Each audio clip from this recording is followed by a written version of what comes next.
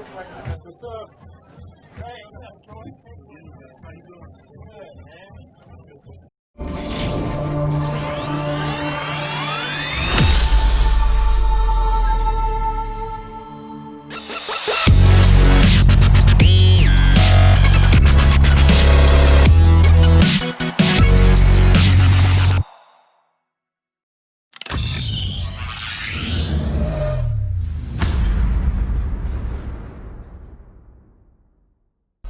You're watching Tiger.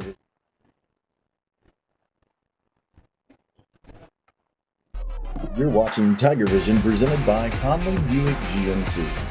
Tiger Vision is made possible in part by Conley Buick GMC, Arctic Air Plumbing and Electrical Services, Apex, Clicking Spree, DeVito's Auto Repair and Tire Service, Drug Free Manatee, Garrett Richard, Minnesota Pools, the Manatee County Fair, North River Prevention Partners, Obie's Best Fresh Veg, the Prosperity Group, Richardson Stenton Roofing, Superior Asphalt, and WB3 Legacy of the P. Stay tuned, Tiger Vision will continue live after these messages.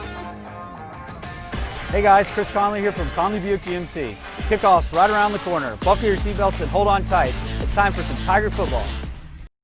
Hello, I'm Scott Whitaker with Arctic Air Services. We started our business from the ground up and grew it based on the service end of the industry.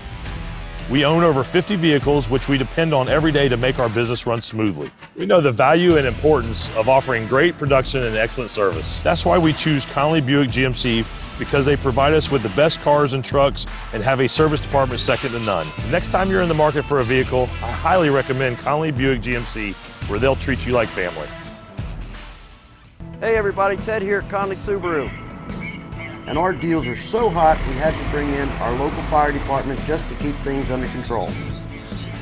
Actually, while we wait for our contractor to arrive, the always community-minded Conley family has donated the use of our old facility for some specialized training. Follow the excitement on Facebook, Instagram, or at ConleySubaru.com. Conley Subaru, where we really do treat you like family.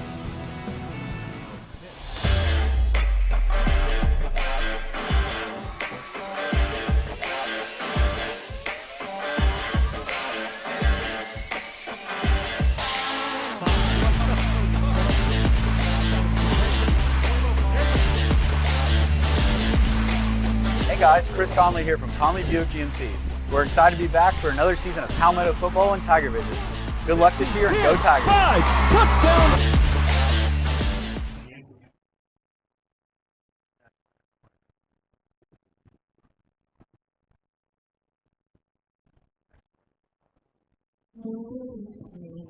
Can you see by the dawn's early light what so proudly we hailed at the twilight's last gleaming, whose broad stripes and bright stars through the perilous fight o'er the ramparts we watched were so gallantly streaming, and the rocket's red glare, the bombs bursting in air, gave proof through the night that our flag was still there.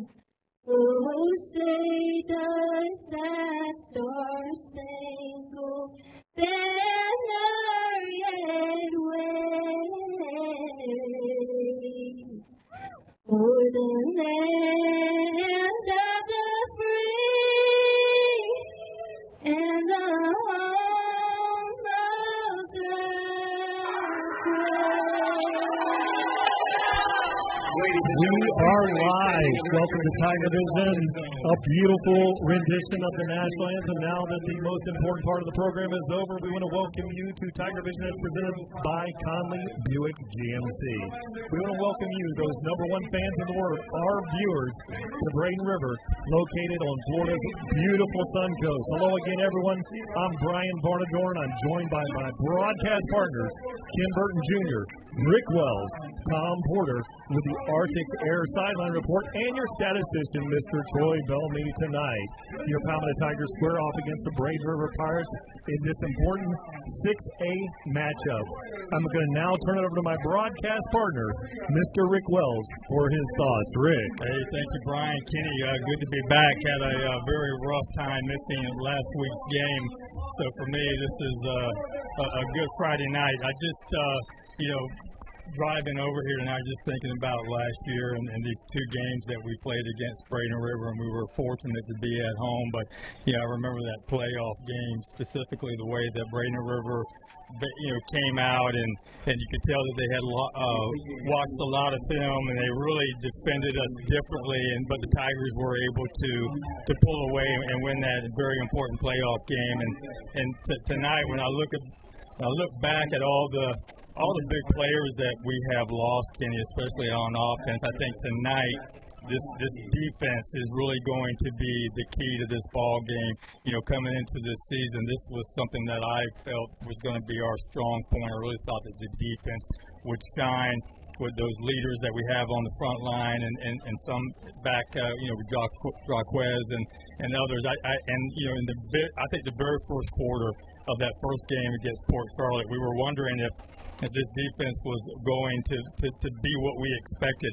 Well, from the second half on all the way through the game last week, it was evident that this is a very strong, outstanding defense. So offensively, I still think that we have a lot of weapons. We have a lot of ways to score. I think the running game is going to be very important tonight. We need to get that established, need to establish that early, and then let that defense take over. Yes, absolutely. Braden River has given us fits in the Kurt Bradley era, and this place has not fared well for the Tigers. We're sitting at 2-0, and our defense, Rick, as you said, has carried us. They have been stellar. 3 scores already for our defense in the first 2 games. And Braden River's coming in here 0-2 tonight. Probably one of the better 0-2 teams in Class 6A. Hey guys, let me jump in here real quick. I got Coach Matt Bradenton with me. Coach, always a big week. Time out of Braden River. Yeah, it is, man. Sorry to watch these guys, make sure we're not doing anything we're not supposed to. Kids are fired up. What a great atmosphere, you know what I mean? Their kids are fired up, our kids are fired up. That's what it's all about on a Friday night. Thankfully, COVID is not, hit Manatee County too hard. We're able to do this, man. What a blessing. So your captains were lined up for pregame here, and I walked up, and they looked real solemn, and I said, you boys look tired. And they said, sir, we're not tired. We're focused. Talk about the focus the team had this week in practice. Well, it was a good week of practice, and we know we're going to be prepared for a well-coached football team. They do a good job year in and year out. Regardless of the score, we've had battles. It's a short rivalry, but it's been intense because they haven't been around a long time. But yeah, it was an intense rivalry, and I hope we're ready to meet their challenge at home. It's our first time on the road, so we'll see. We looked ready. We were laser sharp, focused on the bus, and hey man, now it's for 48 minutes. These kids are between the lines. Let's see what they can do. All right, Coach. Good luck. All right, get ready for the kickoff here, and I'll pick it up where Ken left off there. It's a really exciting night for football here tonight, and looking at Braden River out there.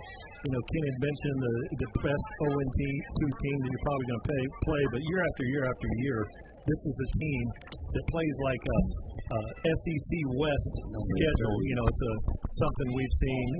They play high quality football, always prepared with a staff. Now getting ready to get a kick out of good service from our friends at DeVito's Auto, located in Palmetto.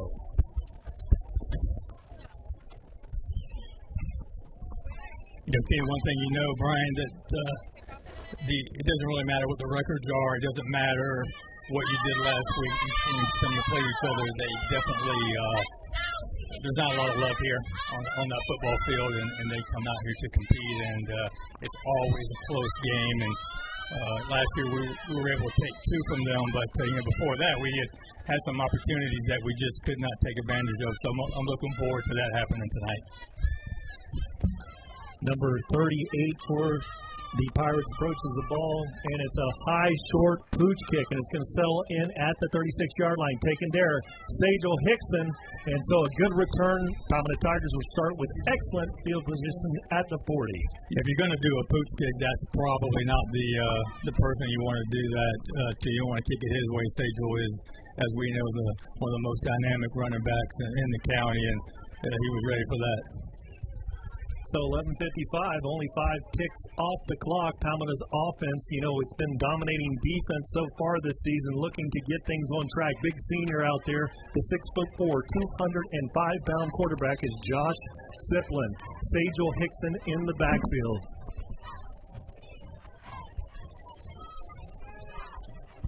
Five-man front for the Pirates, sliding things up. High snap, and it's going to be Hickson taking it around there, and that's Siplin. And he gets the edge and does a little much dance in there, but he gets a gain of about 4 on the play. Yeah, good job by Josh. One thing that I'm looking for tonight, guys, and something that we were it was a luxury last year, is these receivers, they had to start blocking better on the edge and giving these backs an opportunity to break one. And, we were very spoiled last year, especially on Kobe's side. He was an excellent blocker, and that's something that we need to up our game in that area. Siplin looks things over. He's got 2 single receivers, one single on each side of the formation. Sajel Hickson in the backfield. Hand off to Sajel Hickson, trying to bounce it outside. Unable to break that. Excellent play there by number 10, Logan Lipker, coming up with a good tackle.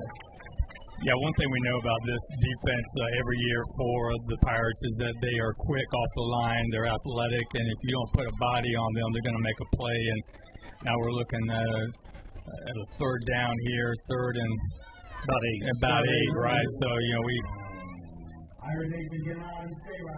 need to stay ahead of those chains, guys.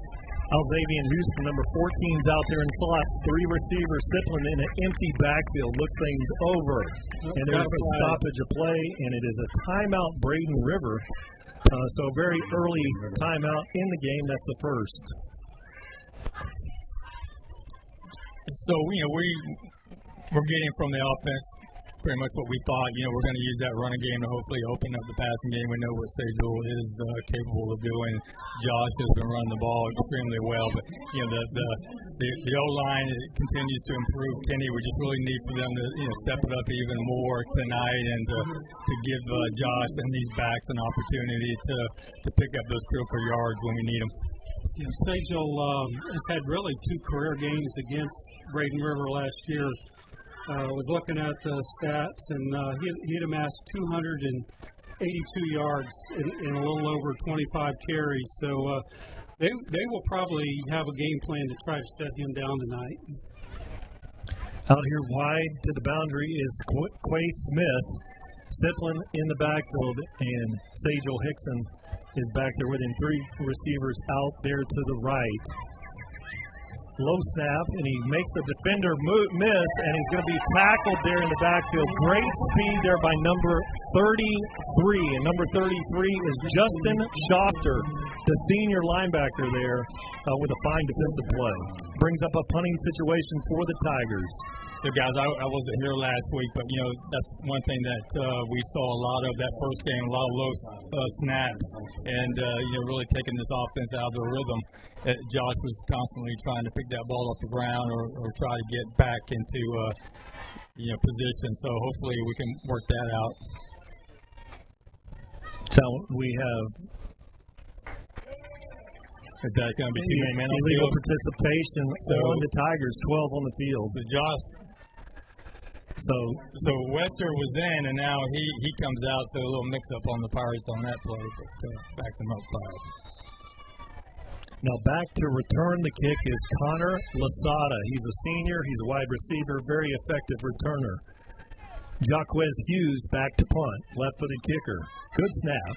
The punt is off, and it's a beautiful kick driving Lasada back, and he picks it up. and then looking and cuts it in the middle of the field. Great play there by number 3, L.J. Hewitt, the 6'3", 195-pound cornerback for the Tigers. Excellent coverage. Just continues to improve, right? I mean, not really the number one punter, but is asked to help out as Robert Gavin tries to get over an injury, and he's been phenomenal. He's just a total athlete. Yeah, that's his best punt to date, and perfect just when we needed it. So the Pirates will start this one. Ball will be marked at the 24-yard line. And what you've seen out of these Pirates over the year, this is a team that comes into every game well prepared. One quarterback back there, Shockey Atreus, with back in the backfield. Looks like it's Hodo back. It fakes it out there, throws a slant behind that to the tight end, Carson Gouda, for a gain of 8 on the play. And this is what we've seen from them from the past. They'll just run to a spot, and he will throw. Trash, big kid, 6'3", 200. He is committed to Rice University in Houston, Texas. Gouda is going to be their Tigers. 3 receiver out here in the dangerous arc. Raymond Thomas out here, number 3, wide in lockdown coverage with L.J. Hewitt. It's a high snap to hand the ball off to Yeomans. He goes for about a 3-yard gain. Yeomans is their heavy-duty back. He goes about 200 pounds, about 5'9", like a bowling ball out there. One of 3 backs that we will see Braden River throw at us. So this time they're going to come out here with 2 receivers on the right side of the formation initially. And as we see Braden River over the years, they'll check things off, look at the defense, then make adjustments on the offense. And this time it looks like they're forming with Yeomans in the backfield, maybe a passing situation here. They drop back and they throw the long ball down the sideline. Out there is L.J. Hewitt, and there is a big catch, and that is number 3, which is Josh J.T. Thomas. And we saw this kept him in the playoff game, hitting a couple of long passes like this. Yeah, unless Hewitt didn't have bad coverage on that, it was a great throw and an even greater catch, but Les was right there, step for step, with that very quick receiver. Now Chance Zipper runs out late. There's 2 receivers out here wide left. This time they hand all the ball to Yeomans, and he goes for a nice gain on the play of about 3 yards. Nice drive by Braden River so far, methodically moving the ball down the field. See if the Tigers can put a stop here on about 2nd and 6. So 7:07 on the clock here. Braden River driving on this first possession. 2nd and 7. This time they have Yeomans in the backfield with Shockey Atreus, and he hands it off, and he's running to the right. Got a little bit of a lane there, and a very nice play there coming up to force the tackle was number 3, L.J. Hewitt. Yeah, L.J. once again came up there. What a great tackle. That could have been a touchdown right there. Absolutely. And coming up hard, and what they like to do out of that formation is fake that and go after a wheel route when they see one coming up so hard out of the defensive secondary. 2 receivers out here on the left, 1 single out here on the right. Atreus looks over, checks with his coaches, and going to make a change here, and there's a stoppage of play, and it is another timeout here for Braden River. That's the second here in the first quarter. Well, I think right now they're in a good opportunity here to score. They got to pick this first down up. This is very reminiscent of the 2 drives, the 2 opening drives they had against us. The very first series, the first game we played, they almost scored. The defense was able to hold up to 3 points, and then they came back out and did the same exact thing the first series in the playoff game. So they start quick, but the defense was able to hold them the rest of the game.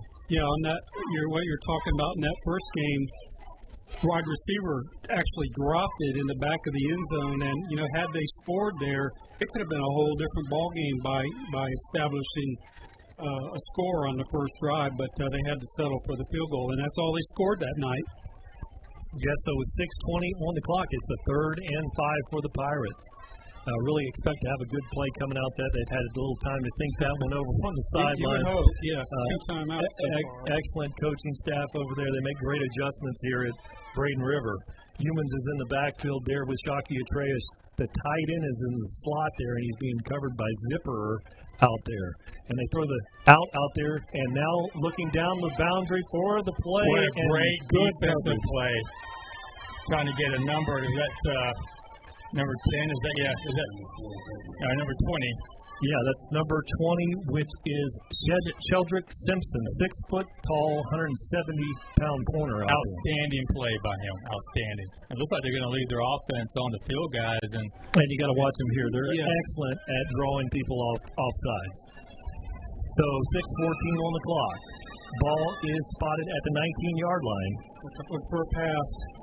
Drops back, throws it out there late. Coming across there is Jacquez Hughes. And there's going to be there's a flag on the play, probably a defensive holding from where that flag was going, guys. Definitely. He grabbed him with his left hand as the receiver cut back inside. I could see him grab that shoulder pad and kind of pull. Exactly what you don't need there. And the bad thing is Jacquez was right there to get that safety help. But think about was it even possible to complete the pass? Maybe they'll wave it off. No, they had offsetting penalties. They had a legal man downfield. Yeah, they had an ineligible receiver downfield, offsetting penalty, so that's going to bring up a 4th and 5 again.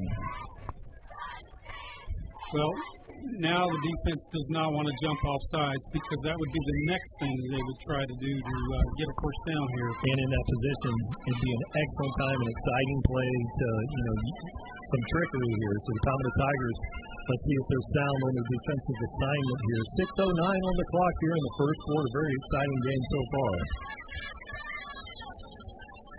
Watch for the pass. Zipper's out there locked up on the big tight end. Good coverage out there by Zipper. And it is an incomplete pass. And, in high school, you can face guard, so that's not a penalty. But you can see the speed of number 45, Chance Zipper, out there. Yeah, but Goga made that catch. It looked like he made the catch, or maybe he was out of bounds, but that was a great job by him with all that pressure in his face to even get some hands on that. But he is, like I said earlier, he is the go-to guy, and we just gotta, keep on top of him. So good job by the defense to keep points off the board and give the offense an opportunity to get heated up here. That's one thing. 4% of our viewers are subscribed to Tiger Vision. We need your support, and it's as simple as clicking the subscribe button. Take the next few seconds to click subscribe. That is all. Coaches get into it, going for it on 4th down early in the game, taking 2 timeouts already. It just shows the thought and the pressure on these coaches to make these plays. Braden River wants to get up and get a lead, which they haven't had all year. And you can just really see the mind games between these 2 coaches all night long. Yeah, it's like watching college football staffs. Anytime that we come here to Braden River and Palmetto, the coaching staffs that we have, it is really high-quality coaching. And now this time, Sajel Hickson takes it up there, driving forward, driving, pickup of about 2 yards on the play. And that's the Sajel Hickson we know. He will just carry it until you actually bring him down to the ground. Yeah, that was actually Jamil Williams on that. It was not Sajel. Okay. So Jamil Williams, number 6, checks in the game. Part of our 3-headed monster. Right. Now Sajel Hickson is in the backfield. 5:35 on the clock. You're running an option out here. He keeps it, tucks it in there, takes a pretty nice shot, but he goes for a 3-yard gain. So that's going to bring up a 3rd and 5. One thing about Braden River's defense, they've always been very disciplined. You usually don't fool them too much, so it was a good job on them. Josh just picked up a couple yards, but still looking at a 3rd and about 5 here. Ziplin, and they're off. They jump off. So in high school, I guess that's encroachment. So that's going to be a 1st down for the Palmetto Tigers. It's going to be right at the marker, and it's going to be very close. I'm trying to look through these foggy windows or the glare in the windows. That's something that we're getting accustomed to week after week. But it definitely is a 1st down. So there's your 1st down by offense. So good job by the offense. The young men are excited out there. They haven't had as many repetitions as we normally would at this point, this time of the season. So the Tigers now have first and 10. Ball is spotted at the 30-yard line. Siplin fakes it. Now he throws the ball to the seam, and it's thrown to, had Sagel Hickson clear, but incomplete pass. Yeah, Sagel is a great receiver out of the backfield. It really is. And anytime that you can get him open and get the ball to him, he's going to make some dynamic moves and pick up even more yards. And unfortunately, Josh was just behind him on that throw.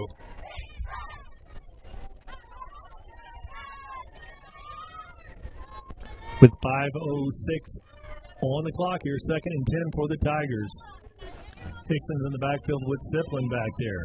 This time Siplin runs the option again. Sagel Hickson drives forward only for about a 2-yard gain. So that'll bring up a 3rd and 8. Yeah, good job by Shane Moran to come up there and put a hit on Sagel for a minimum gain here. But his offense is really needing to get something going here, at least another first down here, and see if we can swap the field. Jamarian Simmons, number 88, is on this side of the field. They throw a little slip screen out there. Nobody there, guys. Big completion. Cutting up, he's at the 45, all the way down to the 42-yard line with a slip screen. I think that's the first time that I've seen the Braden River defense really just an all-out blitz and leave the screen open like that. They're usually really good about guarding against that screen, but that was a great call by Coach Ty, and big first down for the Tigers. And that's something you see Sagel Hickson do, but this time able to complete that with Jamal Williams, the 5'11", 180-pound sophomore running back. Now Hickson's back there in the backfield. 2 receivers on the left side of the formation. He hands it off. Running hard is Sagel Hickson, goes for about a 7-yard gain on the play. One thing last year that I remember going back and watching the film on the first Braden River game is just how hard Sagel was running and how toward the end of the game they got tired of tackling him. He put some licks on some defensive players. So we'll call a second for Hickson again, pitches it out there late. Hickson got it, got a nice block out there, first down, run out of bounds there at about the 22-yard line. Yeah, so let's give some credit to our receivers, Quay Smith, a good block on that, and gave Sagel even some more opportunity to pick up some big yards there, but good job on his part. 3:37 on the clock. Here, the Tigers are driving here. Had a defensive stand on the first possession for Braden River out there. It's tough sledding out here. Very good defensive play by Braden River. Not a lot of holes out there in the secondary for Siplin to attack. This time he takes it, fakes the handoff. Now he looks, he's got a receiver out there throwing it, and it is incomplete. Really good coverage out there, intended for number 11 out there for the Tigers, which is Zorian Gathers. Yeah, I think that was number 20. Samuel Brooks broke that up. Really good coverage. Nice play. Yeah, they're putting 8 or 9 in the box. They're trying to shut down our run and opening up the man-on-man on the outside here, and just a great stop. He had to, otherwise it might have been a touchdown. Really nice looking ball out there, and great closing speed by Gathers out there to track that one down. This time they got the big tight end Jordan Renault over here on the left side of the formation, the 6'3", 255-pound sophomore. But we've got a false start on the Tigers. Yeah, one thing early with this tough defense is we can't get behind the chains here. These penalties are going to be drive killers. They're going to have to make these yards up. Yeah, Coach Marino preaches that. Coach Bradenton. Especially when you're playing a Braden River team, these penalties really hurt you and take you out of your game, out of your rhythm. And one thing that we saw in the game, there's been 3 out of the 5 offensive linemen are playing in different positions from the opening game at this point. So Palmetto Tigers this time, he looks out there now, he throws the ball middle field. It's overthrown and intended out there for Zakidri Rutledge, but safely falls for an incomplete pass. Yeah, very close to being intercepted by number number 21, JoJo Carter. That was a lucky bounce for us on that play. But so Josh is just a little bit off right now. He just needs to get his feet underneath him and just settle down just a tad here. And these receivers are getting open, and we just got to get the ball to them. So 3:25 on the clock, 3rd and 10 for the Tigers. The ball is at the 27-yard line. 3 receivers out there to the right. Siplin takes it, rolls to his right. Now he is running this one, looking very smooth, trying to get to that marker. He does, and he goes for a gain of about 4 on the play. So 4th down here. Let's go see what they dial up here. Are they going to go for it, or was it about 4th and 8? They're going to. We've seen that with Braden River. They're not going to go for the field goal here, so the Tigers keep the offense out there. Siplin looking over the sideline, checking things over. Out here on this side of the formation is Alzavian Houston, Zakibzi Rutledge, and out wide is Quay Smith here to the boundary. Now we got a stoppage of play, and that's going to be a timeout for the Tigers. It's Palmetto's turn to take a timeout and think about what they're going to do on this, Rick. Yeah, so we've seen Josh do this. His first 3 games, we know he's a dynamic runner from that QB position. Really a tool. I always thought, last year that Zay, he wanted to throw the ball more so than he wanted to run the ball. But when he did run the ball, he was effective. But he was a good downhill runner. But Josh is out there like a running back, and he's able to move and cut. We are really just, in my opinion, the offense is still trying to find itself. What do we want to be here? I mean, we've got some weapons. That O-line, all they had to do was open up some holes, and then on the passing game, just give Josh a little bit of time here. But this is a young team, especially in some key positions here. Wide receiver, we're waiting for somebody to step up and be the guy here. I'm really looking at Zorian, number 11. I want him to be that guy. I think he has the talent. Hickson goes to the slot, running an arrow route, and he throws it out there to Hickson, goes up, and that ball is going to be caught for 6. Nice play. That was Sejal Hickson. Coverage. He caught that in double coverage. You know what? I mean, and they'll tell you this every practice. Receivers, you got to go up and get the ball. Sejal Hickson just showed you how it's done, and he pulled that thing out from 2 defenders that were right on him like waffles. And that was just putting the back in the slot, and it was an arrow route straight down there in between 2 defenders. But Sejal Hickson with just a fantastic catch here. Now Ramirez awaits this one.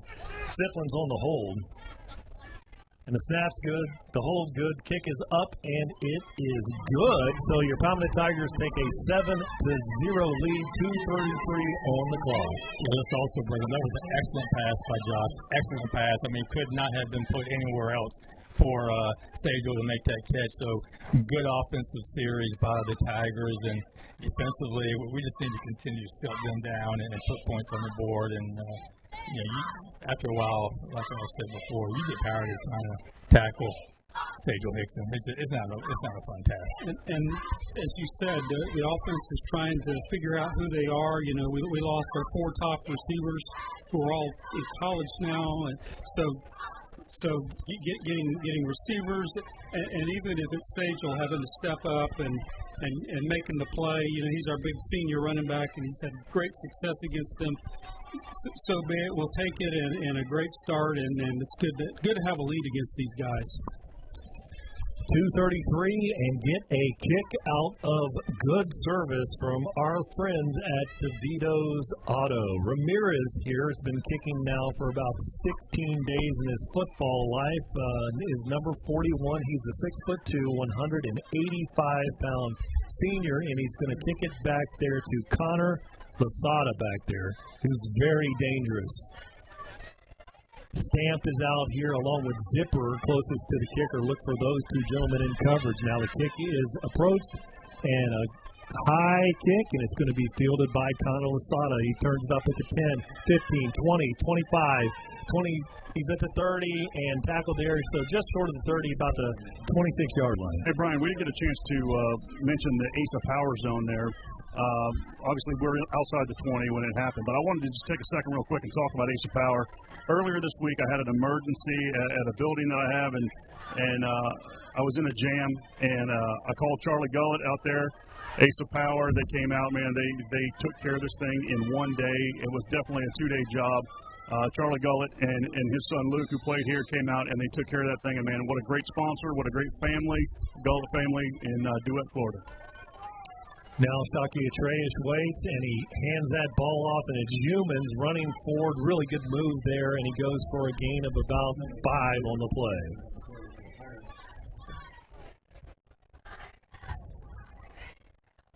So really what we've seen, it's just a grinded out, old school, tough, smash mouth football game here for the majority of this first quarter. Atreus looks things over. You know, you can see that he's been nursing a little bit of a foot injury. You can see it on a couple of his throws, but he's a warrior. He's out here playing tonight. Humans in the backfield. Hands it off to Humans, running hard and downhill. And Tigers try to strip the ball, and it's a big first down. Coming over to clean it up is Jacquez Hughes, but not before the big first down conversion. Yeah, I think both teams are going to try to wear the other one out and see who's the last being standing. Yeah, there's no need to try to strip that ball out of his hands. You got to go low. You got to go hard and try to get him down. He's a dynamic back as well, and sometimes when you tackle the ball, you don't tackle the carrier, and that's what happened on that play. But Humans is a fine running back. Now they got the big tight end going out there, bubble screen, and it's going to be caught out there. Great play. And is that Alvarez? No, he has to get out of the way. That's going to be number 20. Yeah, and that's Cedric Simpson. Again, we continue to call his name. Yeah, you got to be careful with that, celebrating over your over the other team's player. We saw that last year against Miami. Yeah, you could see immediately the coaching staff over there working on that young man. Great play, though. Great play. Keep your head. Now, Zipperer comes in over here guarding the slot receiver. Thomas is out here wide. And now Hodo has checked into the backfield there, number 1. He's a little bit slight build, Jaheim Hodo. Very fast back. Now he's in pass protection. Now he throws it out there. It's nearly picked up. And by Wester. Wester's got another one. Go Big Baby. He's at the 10. Go Big Baby. Big Baby to the house. That was an excellent interception that went through the hands of one defender, and Big Baby was able to eyeball it and pick it out of the air and run back for a pick 6. That's called athleticism right there, boys. Boy, that's an NFL interception, fellas. NFL interception. If you guys think about it, this is our third game. We're just about to finish the third quarter, and that is our 4th pick 6. That's 2 by the Big Baby. Well, what they had to do there, if you looked at Stamp, Ruben Stamp had dropped back in his linebacker. He had to get it over the top of the linebacker, and then Big Baby, Jalen Wester, with the interception and another pick 6. Ramirez awaits. And, you know, one thing we've seen with these Tigers, a great job of snapping by DeJuan Smalley, the 5'11", 250-pound, long snapping defensive lineman. And he has been perfect this season. Really looks like the Tigers have 10 out there. Talking to the sideline. Let's see, 11 now. Ramirez awaits. Good snap by Smalley. Good hold by Siplin. The kick is up, and it is good. So your Palmetto Tigers are leading this one. 13 seconds left on the clock here in the first quarter, 14-0. So, Tom Porter, that was right there in front of your face. What'd you see? Well, I tell you, I didn't catch the number of the kid who deflected the ball. He reached up and tried to intercept it, and I thought there's no way he's going to get it in time. He knocked it just enough to right into Wester's hand, you know, and obviously Wester, you know, he's meant to have the ball in his hand. I know he plays defense for us, but obviously he looked like Jalen on that. It looked like his brother on that one, and he ran on the sideline. And I was hoping somebody got a picture because the quarterback for Braden River was laying right in front of me on the ground in defeat and looking over his shoulder and watching, you know, Jalen just cut back and score. That was an amazing play. Unbelievable. Yeah, that was Ruben Stamp, number 10, that actually tipped that ball into Big Baby's hand. So we want to acknowledge that. It was a great defensive play by Ruben. Yeah, and during the interception, we had like a power surge up here in the press box. We're all excited with the play, but Big Baby with another house call. That's 2 in the last 2 weeks. And 4 by the defense. And this is just the third 9 quarters. And you have been lights out. You have to wonder, too, with Atreus, he's nursing a foot injury, and the ball just kind of sailed on him there a little bit. Really good coverage by the Tigers. So, you wonder if there's any issues there with his plant foot and his weight distribution. So, but great play by the Tigers. Get a kick out of good service with our friends at DeVito's Auto, and they're going to blow this one dead. I think it's an equipment issue that the umpire has, the ref has with number 7. His knee pads are not low enough. His pants are not legal. And we dealt with that before. We know exactly. So the side of his knee pads are not adequate. They just look a lot cooler when you got them up higher on your leg, It just makes you look that much faster, but referees on that one knee here. Pads? Yeah. I used to wear 4 of them. Instead of the thigh pads, I used to wear 4 knee pads. Ball is momentarily dropped there in really good coverage.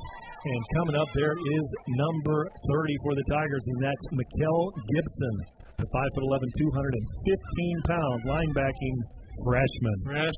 Yeah, we have to give Robbie Stevenson and that special teams, that kickoff team, some credit as well. They have been, dynamic this year. They have been just, I don't see really any letdown from last year. They have been really, really good. You're absolutely right, Rick, because last year we kicked a lot of them in the end zone. They're actually having to cover every one of them for the time being, and they have been Johnny on the spot as an outstanding unit doing their job.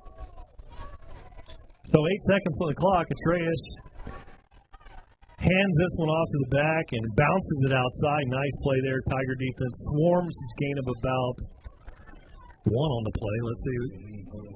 So that's Jaheim Hodo for no. So we're going to go to commercial break. Hey guys, Ryan Moore here with 662 Customs. Super excited to show you this truck we just finished today. This is our new 2020 2500 AT4.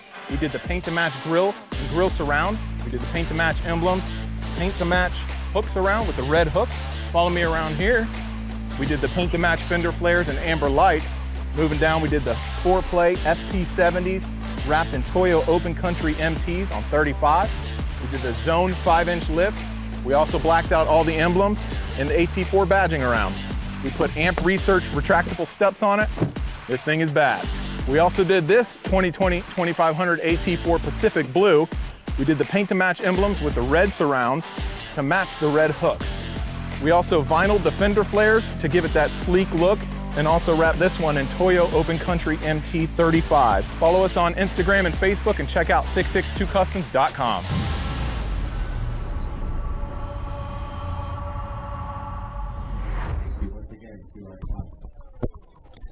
We're live here, and really an exciting first quarter play. The Palmetto Tigers were able to manage 14 points on the board, but I'll tell you, it surely wasn't easy.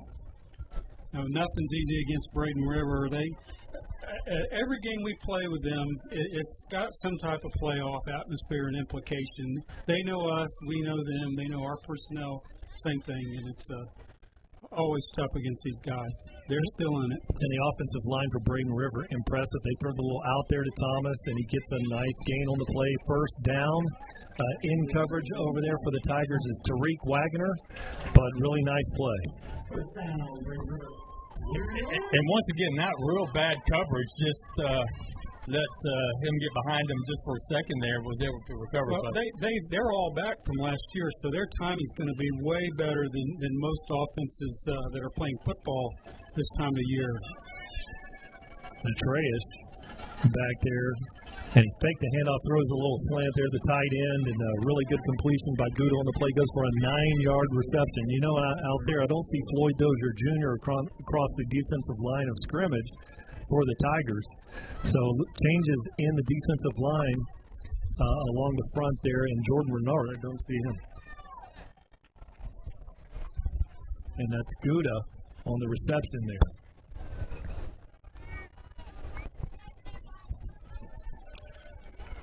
And this time, really good play. Number 22, Danny Rivera. And also number 10, Ruben Stamp in there. Ruben's been in that backfield a couple times already tonight. And Ruben's got the stamp. You always want a linebacker with a name like Stamp, but really good job. We've talked about that. That is a great name for a defensive linebacker. 10:46 on the clock. And now it brings up a 3rd and 3. You know, you guys brought up the fact that our big boys weren't in there. And I think that's a secret to Palmetto's success, honestly, because, you know, it seems like every 3 plays or so, we're rotating 2 more monsters into the middle of that defense, and it really makes a big difference in the 3rd and 4th quarter. Yeah, I think you may see that later on in the game. This time it hands it off to Hodo. Good run in the middle of the field, goes for the first down and trying to break another tackle. Great play, and he's all the way down to the 45. Yeah, nice run by Hodo. Looked like he wanted to try to get outside and saw a little hole and cut up and made the best of it and moved the chains, and they're on the move. 10-11 on the clock. Braden River driving ball at the 45-yard line. Really good. You know, the sequential play calling year after year out of Braden River is just awesome. But, you know, Tom, you might be on to something there. I did see Dozier, looks like is checked back into the game as Renard checked in there at the defensive line. This time Thomas breaks the tackle. Great speed. Watch out, and tripped up by Jaquez Hughes, or that one was going to the house. I'll tell you who got a hand on there was Kobe Alvarez was able to get his hand on a foot, and that may have been even a bigger play. But so, you know, Braden River's just trying to figure out how they can move the ball. Right now they're being effective, and defensively we just got to figure it out here. And just one thing we haven't had tonight is any pressure on this quarterback. Well, I'll tell you this, looking across the line of scrimmage, you know, Palmetto generally way outmans those offensive linemen, but Braden River has a huge offensive line out there. We've seen Braden River being able, from last year moving into this year, being able to move down the field. The one thing they haven't been able to do is get in the end zone, so hopefully our defense is mindful of that as they drive against us. Now this time you've got Floyd Dozier Jr. and you've got Ormsby out there along with Renault. So the big defensive line out there, that number 1 unit for the Tigers is out there on this play. Petraeus checks things over. He has Jaheim Hodo in the backfield. Looks like he may run. He does. Carries it to the left, and he goes for a nice gain on the play. It's going to be short of the first down, but unfortunately, a long enough run to put them in a very manageable. It's just second down. Yeah, so we are getting kind of pushed out of the middle here. The middle, which you wouldn't think would be open. Yes, we are getting a little bit of a push up there and giving him a huge hole to run through. Now 2 receivers out there, and they've got the tight end over there in the slot. Gouda's out there to the right.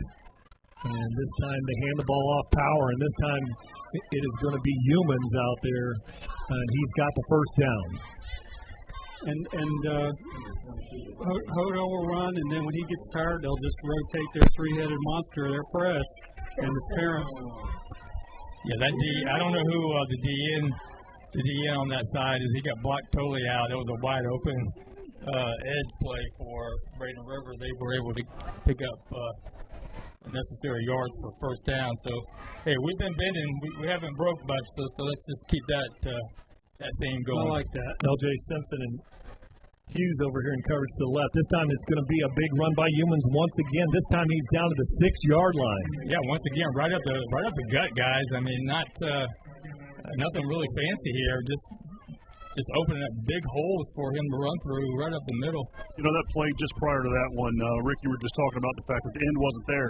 Last second, Dozier and the end both slid inside, and the running back was going that way anyway, just played it. This time they were outside, had containment, and he cut it back in. So I think they're just reading the defense and trying to find where the defense isn't.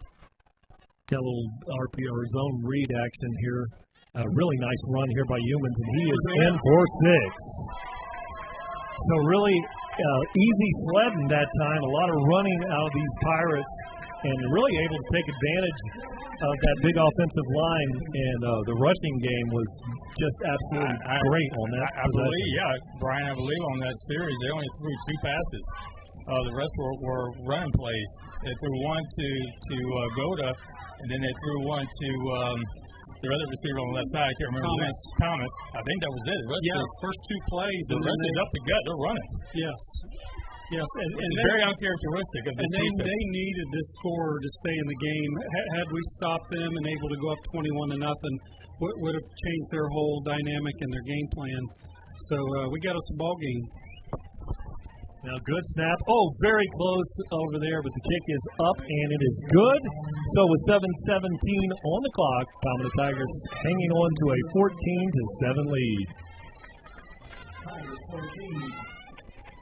You know, one thing, gentlemen, that we saw in that series is the offensive line for Braden River very impressive. And I think they're missing their center, number 50. Generally, Will Ferguson, I believe. Let me check that on the roster. Were those holes so big you think I could have run through them? Yeah, just not as far. You could have got definitely. I could have got maybe to the linebacker. 3 yards. 3 yards. But you could have got there eventually. It would have been positive yardage. It would have been 3 yards in a cloud of dust, right?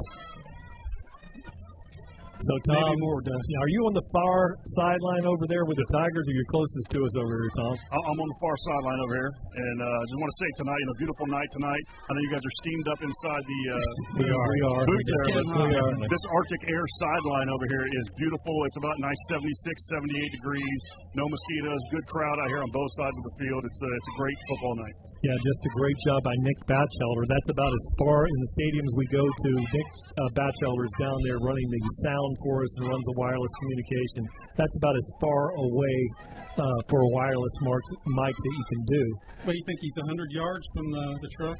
Easy. So here's the kick, and it's a high kick, and it's going to be fielded back there by Jaquez Hughes. He's at the 20, looking for the outside, turns it back inside, and he's going to be tackled at the 30-yard line. Interesting that they actually kicked the ball down the field to Jaquez Hughes. Historically, they never kicked to our guys. You know, Hughes took one to the house in Port Charlotte that got the game going, and they went ahead anyway. I thought maybe he's going to break this one. Yeah, so offensively, we need to put something together here. Even if we don't score, we need to give this defense a break. We need to pick up a couple first downs here, and at least I'm sure that they are being talked to. Right now, that defense is, I'm sure they're ready to come back on the field because I'm sure it's not pleasant, but we need to give them a breather. And good kicking tonight by Colin Boyd. I finally got to a vantage point where I could see that. And there is a quick hitch out there, and that one is going to be thrown low, but let's see if he made the catch. Quay Smith. It's Quay Smith. It doesn't appear like I think he dropped it. It was a low. Looked like a grounder he was trying to field. Official standing right there, wasn't waving the arms like the incomplete pass, so that brings up a 2nd and 10, 7:05 on the clock. Out here wide to the left is Zorian Gathers out there. Siflin warming up his arm before the snap, and he hands it off. And there is going to be a nice run, and that is number 6, and that is Jamal Williams, the 5'11", 180-pounder. So at least that gives him a very manageable third and very short opportunity here to pick up a first down and keep this drive going. Yeah, this definitely opens up the playbook. They can do a lot of things here to stretch this defense. They're calling for the solo formation, which brings in Renard and Big Boy. So they're going to. Well, they just brought in number 73, Albert Dowling, who only goes for 310, 6'1", 310. And Brust is out here right tackle, and you got Jordan Renard out there, 235 pounds. You got Floyd Dozier Jr. at 275 pounds, and this time there is a whistle. And we are going to have a false start on those Tigers. Yeah, and you know we talk about this game after game, year after year, and you know you're in a short and very manageable opportunity here, and now you're going to be backed up 5 more yards, and now you're looking at 3rd and 6. It changes your game plan, your play calling, and this is when these receivers have to step up and make a play here. and really have made a change since early in the first game. Quentin Zanders, the 6'3", 300-pound left tackle, went out with an injury, so the Tigers have shifted things along the line of scrimmage here. 3rd and 6. Zeppelin looks, throws it, and it's going to be some contact before. No flag. How do we not get a flag on that? So contact was a little bit early there. No flag on the play. It wasn't even close to being early. It was. He was kind of looked like he got popped in the back. I don't even know how that happened, to be honest with you guys. That's pretty clear on that one. Wow. It may not have been intentional, but does it matter? Definitely no. I don't think any pass interference is intentional. No, he hit the guy there. Ask the DB; he'll tell you. All right. So like the wide receivers are always open. Yes, that's right. I'm always open. Jacquez Hughes looks to punt this one away to Connor Lasada back there. Smalley, the long snapper. High snap. No problem back there for Hughes. Gets a high left-footed kick out of there. Nice roll on the play. Rolling all the way to the 16-yard line. I can't tell you how great that was. A high snap. Jacquez goes up and gets it, and then gets one heck of a punt off here and pushes them back to close to their, inside the 20. Inside the 20-yard line. I mean, what a great punt. That was like a 55-yarder, I think. Yeah, it's no different. Wide receivers are always open, and kickers are great athletes. Dude, isn't your mom here? Bro, don't worry about her, man. She's cool. It's Dakota's mom. I don't even want to know what they're doing downstairs. All I know is they're here, and they're safe. You guys, it's the cops! Did you know hosting a party with underage drinkers is a crime? You could face a $1,000 fine and up to a year in jail. Get the facts at drugfreemanatee.org. Got a good talking to over there, like you said. Now let's see if we can hold them and force them to go 80-something yards here. Again, you said that the kickers are great athletes. That's why the Tigers are going to have a high snap. But you put a guy out there that's got probably a 38-inch vertical. It just goes without saying that those kickers are great athletes. Well, I mean, Jacquez has great hands. So, he's got great verticals. So he goes up there and gets that, doesn't panic. Gets a great punt off. And a left-footed punt and gets it out of there. Great roll. So now it's time for those Palmetto Tigers. Let's see if things will be shored up. That last possession for Braden River really just forced their way right down the center of the line. Yeah, you really don't see that changing until we stop them. I mean, why would you stop that game plan? It's working. It's working well, and keep going to the well.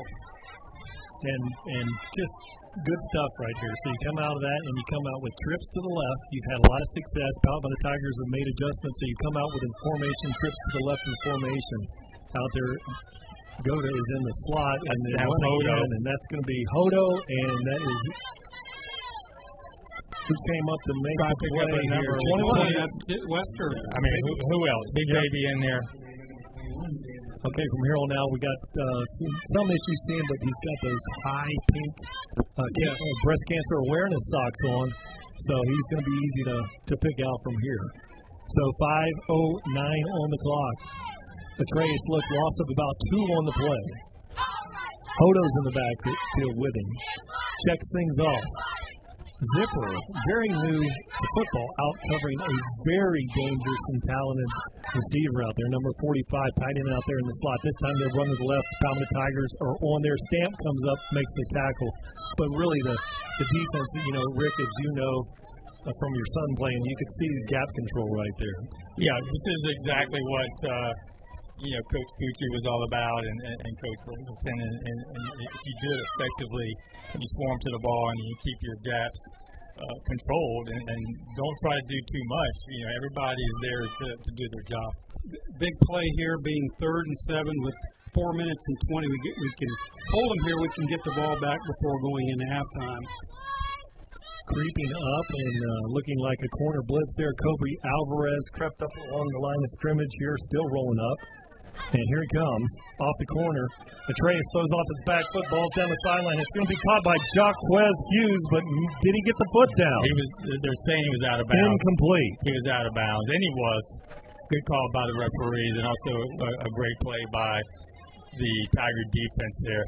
And, the thing about Jacquez Hughes, Ken, he's probably the best cover corner that, he's right in the county, but he plays free safety for these Palmetto Tigers for plays just like that one. Yes, when he gets to the next level, he could go either way. He could play a safety, or he could be that cover corner.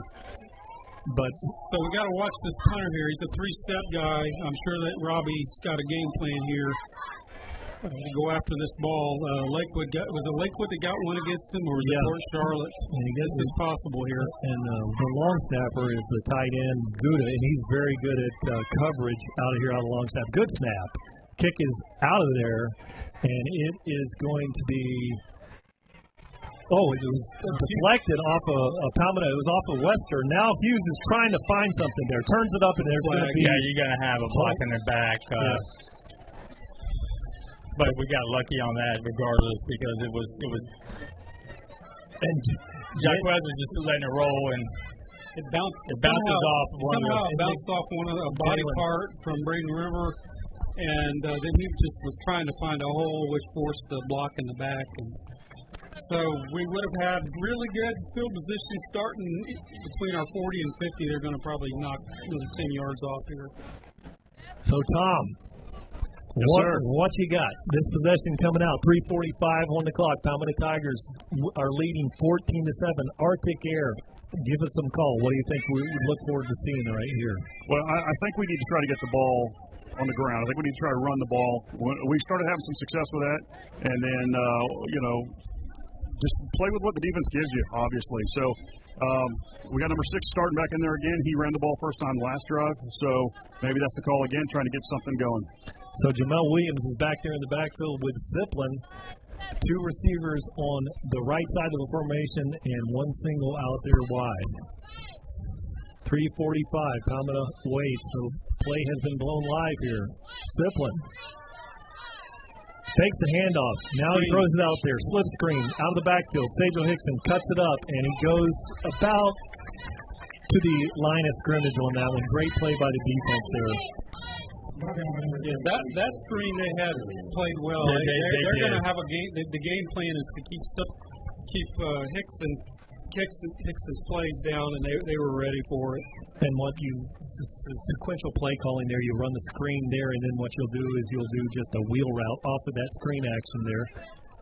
So 3 minutes, 11 seconds, really good defense by the Pirates. This time the ball is handed off. Breaking a tackle is Williams, driving forward, big first down. So that moves the chain, stops the clock. We have 2 timeouts, 3 minutes, 3 seconds left to go in the half.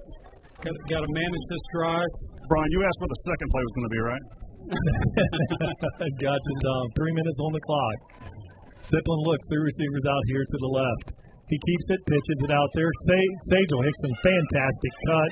And that's all Sajal Hickson's first down. It really was. Sajal found his. We have a late flag coming in. Not really sure who. Yeah, they hit Sajal while he was laying on the ground. I'm assuming that's what it is. Okay, let's see, Tom. We hope so, Tom. We really hope so. You're right. Hopefully. That'll be a big one here. And here it is. Personal foul on Braden River. So that's going to be another 15 yards. So the ball's at the 44. Tom, quick, what's the spot? My bad. 2-9. Ball's on the 49. I don't do well under pressure. I like that. Fakes like the mic is cut off out there. We know better. 2 minutes and 48 seconds on the clock. That mic's working really good tonight. We can hear him very well. We heard him thinking on that one. Yes. I can probably smell it up there. Zeppelin now looks. And he hands off to Williams, and a really fine play by the linebacker. Nowhere to go on that one. No gain on the play. Loss of about a yard and a half. Yeah, we want positive yards on this drive here to have. Yeah, I mean, good linebacker. Yeah, Fredericks comes right up there and makes a great tackle. And he wasn't fooled for a minute, but. So what do you do off of that action? You're running the ball there, and you're running your RPO. Then you look out at the bubble screen on the other side, or a slant. So let's see. We got Sajal out there as well. I'd like to see that wheel route you were talking about to Sajal here. So here he goes, and he throws it out wide late. And really good run out there after the catch. Goes for a gain of about 8 on the play. And that was a late read by Josh, too, only because he was trying to grip the ball. He didn't really receive the snap well. I think I know what his first progression was, but he went with second progression on that one. A big play here, 2-down territory. Trying to draw him off his Zipline. Now he looks things over. Yes. Can't jump back in high school. Once you're across, you're across. So he must have been very close. Now he runs the option. This time he's got a corner over there, and that's Williams running hard, and he's got the first down. He just barreled over that DB and picked up that first down. That was all Will. And what we've seen with the option, if Zipline just gives the smallest little effort to run, it really opens up the back for a great run. Really, time is winding down rapidly here. 1:42 on the clock. Sakedri Rutledge is out here along with Zorian Gathers out there. While Sajel Hickson in the slot. This time they hand it off to Williams, and he's going to be tackled there. Great play. And see if we get a number. That's number 33. Yeah, he's a dude. That's going to be Justin Softer. Yeah, he has made some big plays tonight. He's listed at 5'8", 178 pounds. Plays a lot bigger than that. 1:11 on the clock. That looks like a little slimmer Matty White. That's what I was just thinking. Small package and a huge motor in there. This time Zipline keeps it. Really good read. Fakes out a defender. He's going to be very close and gets that first down. Stops the clock, gives them an opportunity to get lined up, get that play in with 57 seconds left. I think.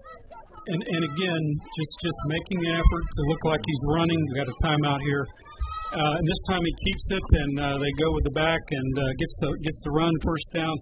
So 57 seconds left on the 18-yard line. We're managing this very well. Really good shape. Great shape. And that was a great read by Josh because the middle was wide open and took advantage of it.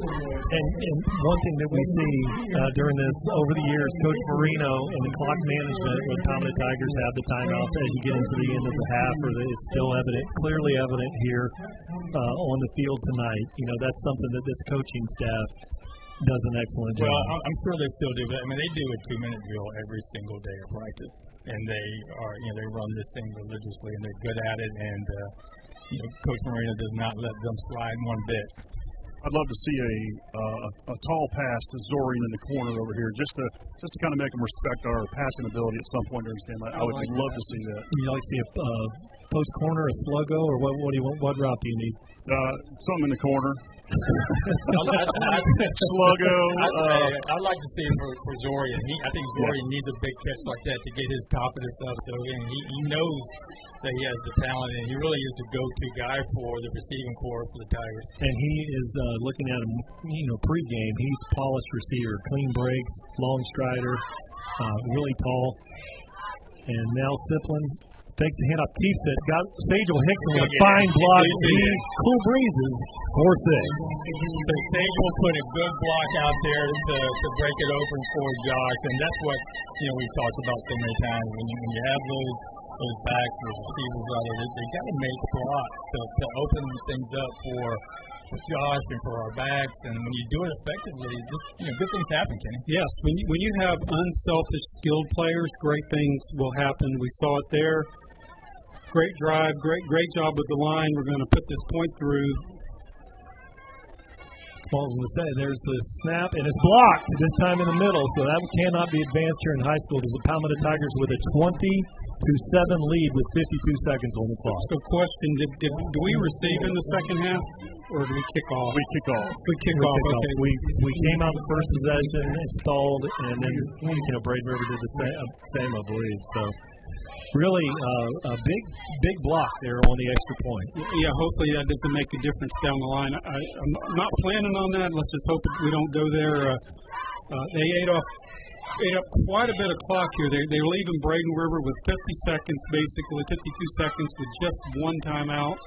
They used two really early on that first drive, Rick, remember? And So defense just has to keep everything here in front of them and not let them get a big play. But, great drive by the Tiger offense to come out here and to answer the score of Braden River and get back up, to 2 touchdowns at least here. But, we hope that extra point does not come into play because we are up so much that it won't really matter. If we can just continue to play our game effectively, block up front and do the little things that we do best, we can continue to put points on the board. But really a great job by the offense on that series. They were composed. Josh, excellent command of the team and some great runs on him. And he is smooth, isn't he? Oh, yeah, absolutely. And it's been since first game, running, throwing, executing the RPO. He's been phenomenal. He is silky Siplin. I mean, he looks like just so smooth and fluent, and he's covering a ton of ground. That's a great name for him. Silky Siplin. It's hard to say. I don't want to try to say it. Lou Holtzman, stay away from that one. Get a kick out of good coverage from DeVito's Auto. And Asada's got it. He's looking for the sideline and coming up and big hit. Goodness gracious, that Jacquez Hughes. Jacquez goes up there. Oh my goodness. Hey, I bet he's glad he put those knee pads down on that one. Wow, what a hit. And so with 46 seconds on the clock, it's going to be critical for those Palmetto Tigers, that defense to hold. Now, this is what we know, Brian. They can score, and they can score quick, and they've got some big receivers out there and some very athletic receivers. So you can't just think that they're going to just try to run the clock out here. They're going to try to put points on the board. Yeah, absolutely. If you remember back in the playoffs, they threw that wide receiver pass that burned us for a score when they went up 14-0 really in the first quarter. Anything's can happen. Treyas is going to pass on this one, and he throws it out there to Goda for the first down. Very wisely, Jalen Wester had an opportunity to make a bonehead play and come up with a late hit, but you could see him pull off of that one. Goes for a gain of about 6 on the play, stops the clock, 43 seconds. We'll let them do that all day. And they'll run out of time. He also tackled the sideline referee, who luckily got back up. No part of that. Now, Treyas has big humans back there in the backfield with him. This time he looks. It's a Utah pass and breaking a tackle and going forward for the first down. So that will stop the clock, 35 seconds. We got referees falling all over the place out here. I love that play. Yeah. Ruben Stam gets up holding his arm. Hopefully he's going to be okay because we need him. This time he looks. There's a hitch out there and it's high, and you can see Treyas is laboring on that foot. Did you see? Yeah. That's got to be. Yeah. He that's the Rice commit, and that kind of ball right there, you could see that got away from him with the footwork there. So there's a flag. Looks like a chop block, maybe a loss of down on this one. So a chop block as a throw was being thrown to the sideline. So it was chop block, or was it a? I didn't see it. Ground? I don't know what it was. Well, it wasn't a grounding. You can't call intentional grounding on that because that just was a bad pass. Well, that's a loss of down, supposedly here. Is that what they're calling? Yeah. That is no way. Do you think he threw the ball like that to stop the clock? He had a wide. He had a wide receiver. Wide open receiver. Yes. Goda was right there. Yeah. The ball just flew on him. It wasn't intentional. No. Wow. Braden River fans definitely are not happy, and we can all understand that. Yeah, the church choir is in violent agreement with that one. Yes. Wow, 28 seconds on the clock. And they hand it off to Ewens. And there's Jalen Wester, Big Davey with a great tackle, and that clock is winding down to 20. Yeah, so Ruben came out to tend to his injury, and they bring in number 30, Mikael Gibson, to take his spot. So, hopefully Stamp's going to be all right. Yeah, it looks like they've kind of given up to try to do something here as the clock runs down. So here we'll go to the the Richardson Stinton Roofing commercial, and after the commercial break, we'll bring in Troy Bellamy for a statistical analysis of the first half action.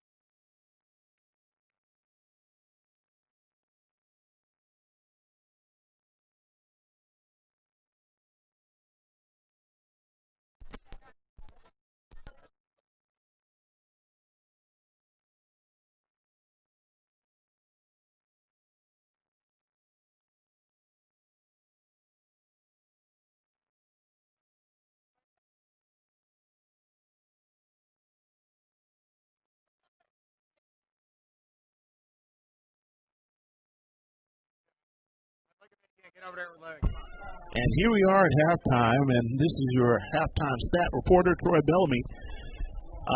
Exciting game here tonight. Crosstown rivalry, just what you expect. A lot of grounded out, a lot of tough football. But we have some very good stats here. Josh Siplin in the first half for the Tigers was 4 for 9 passing for 73 yards. The big strike for 28 yards to Sajal Hickson over the middle for a touchdown. He also rushed the ball 6 times for 30 yards and a touchdown as well. Jamil Williams came in and was very strong on the ground for the Tigers. 7 carries, 36 yards. That's 9 yards a clip. He had some big runs in there. So the Tigers are keeping them off balance and doing a great job on offense. For the Pirates, Shockey Atreus, no shock here. 9 for 13 for 118 yards. He did, however, throw a big pick six that Jalen Wester, the baby boy, Jalen Wester returned again for a touchdown. That's his second of the year. Levante Humans, a very tough young running back, carried the ball 9 times for 47 yards, got some really tough yards on the ground. And once he got going, he got hot, and he also has a touchdown. In the first half, there was quite a few penalties, back and forth, some penalties that took some yards and put both teams in tough field position situations.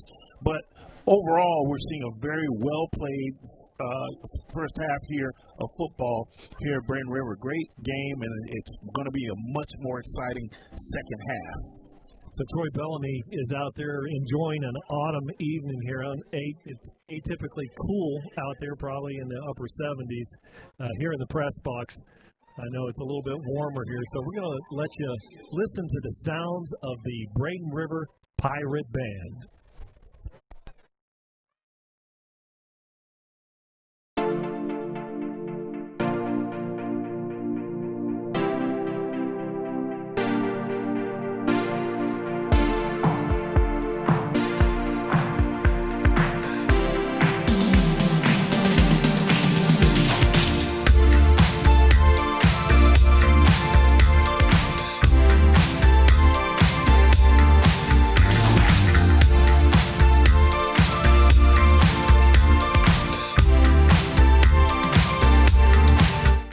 Did you know that you can purchase a new vehicle online without ever having to step foot in the dealership?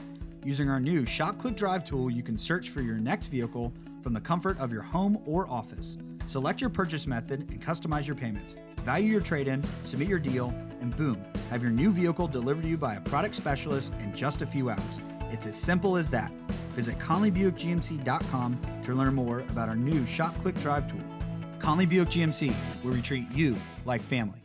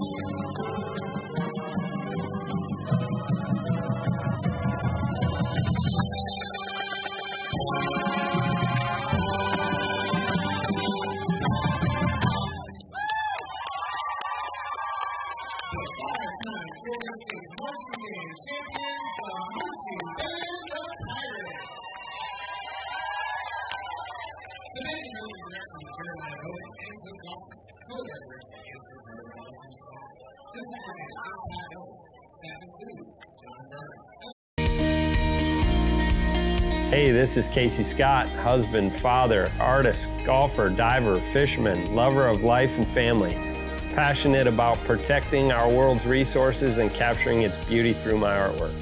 Although I live in Palm Beach, Florida, I buy my vehicles from Conley Buick GMC in Bradenton because they are passionate about protecting our environment and providing you with a great buying experience. They absolutely do treat you like family.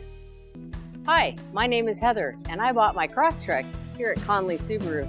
The eyesight feature in it saved my life. So I was driving down 41, a car pulled out and ended up causing an accident. Fortunately, my Subaru with eyesight helped save my life by braking and even slightly turning the vehicle as I was going through this. I love my Crosstrek. I hope you buy your car here at Conley Subaru, where they really do treat you like family.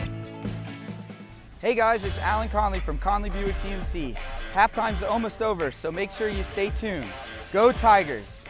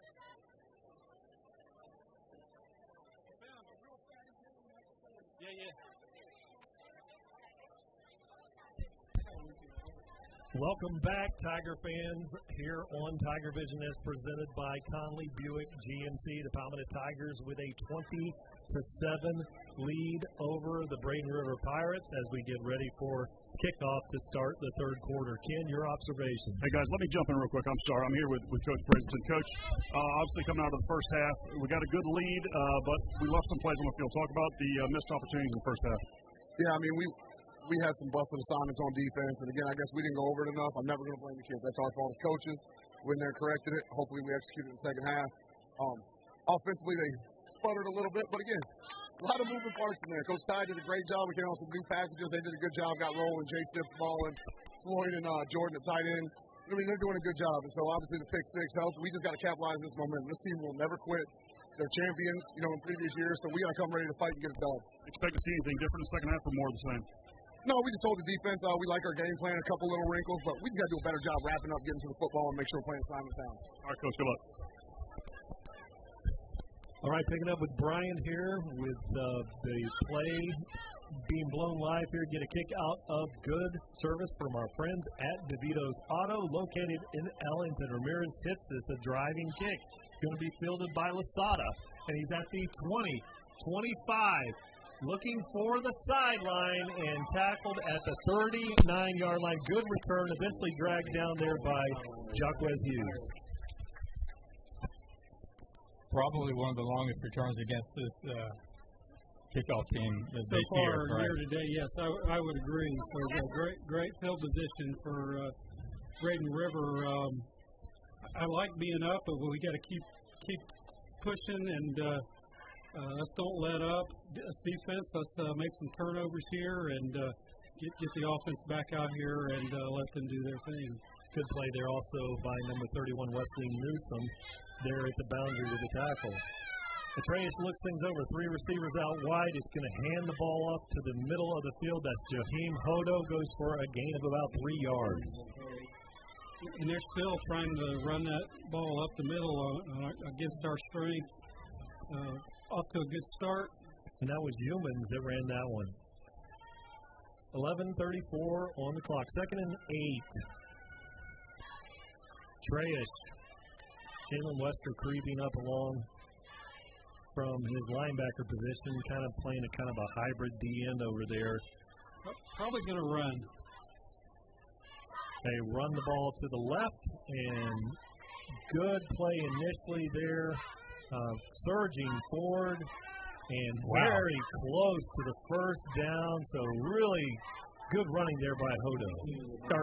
By Humans. Jalen Wester coming up a little limp here, guys. Great second, third, and fourth effort by the Braden River running back to move the chains. Kenny knew that he was going to run that time. Well, that's why, wrapping those legs up, that's so important. You got to hit them low and stop those feet. Probably going to run it here again. What do you think, Brian? He's going to, let me see as they roll things out. 10:43. Humans in the backfield. Let's say he's going to run to the left. And there it is. Human gets that one, bounces it off to the right, and really good play there. Coming up there is number 17, Cedric Augustin, the 5'11", 220-pound linebacker. Really a good cut. Play was designed for the left side, and then Humans, those backs, he has that vision. Cut it over there to the right. Yeah, that's why it's so important to stay in your lane, right? Don't get overly aggressive because that's what happens. And sometimes if you're not there, that's a big play. Yes, and a great job on the backside, staying in your lanes as well. Two receivers out to the left of the formation, tight end in the slot over here. And this is Humans running hard for a big gain on the play, and he is finally tackled at the 30-yard line. Yeah, I got to say that I'm just very surprised at how effective they have been running right up the middle. And I'm surprised that they stopped that last series or the series before they ended the half because they've been picking up just big chunks of yardage. So nine. They must changing some blocking schemes on the line of scrimmage. Maybe they like a trap action, with the pulling guard, and maybe they're changing some things up there, and just it looks like they're just going straight down. And there's going to be a timeout by Braden River. Wow, another early timeout by Braden River. That's strange, very strange. 9:29 on the clock during this break. Ken, this offense for Braden River is surprisingly tough and surprisingly big. There a lot of times they try to fool you and trick you, but tonight they're just lining up and playing football. Right, and they have when they've needed to respond, they have stepped up. They need to score here to stay in this game. We saw that in the first half. We'll see if they finish this out, but yes, they are everything that we saw on film. They're very good. And one thing about these teams, knowing that the film is out there, they have their own broad stream of very fine production that they do over there. They have the ability to show one thing and do something else from one week to the next. Now Hodo has checked into the backfield, so Jaheim Hodo, number 1, into the backfield. Think we got a run here? I would say so. And there's the run, and it's Hodo. And coming up is Stamp, but not for another nice gain on the play of 5 yards.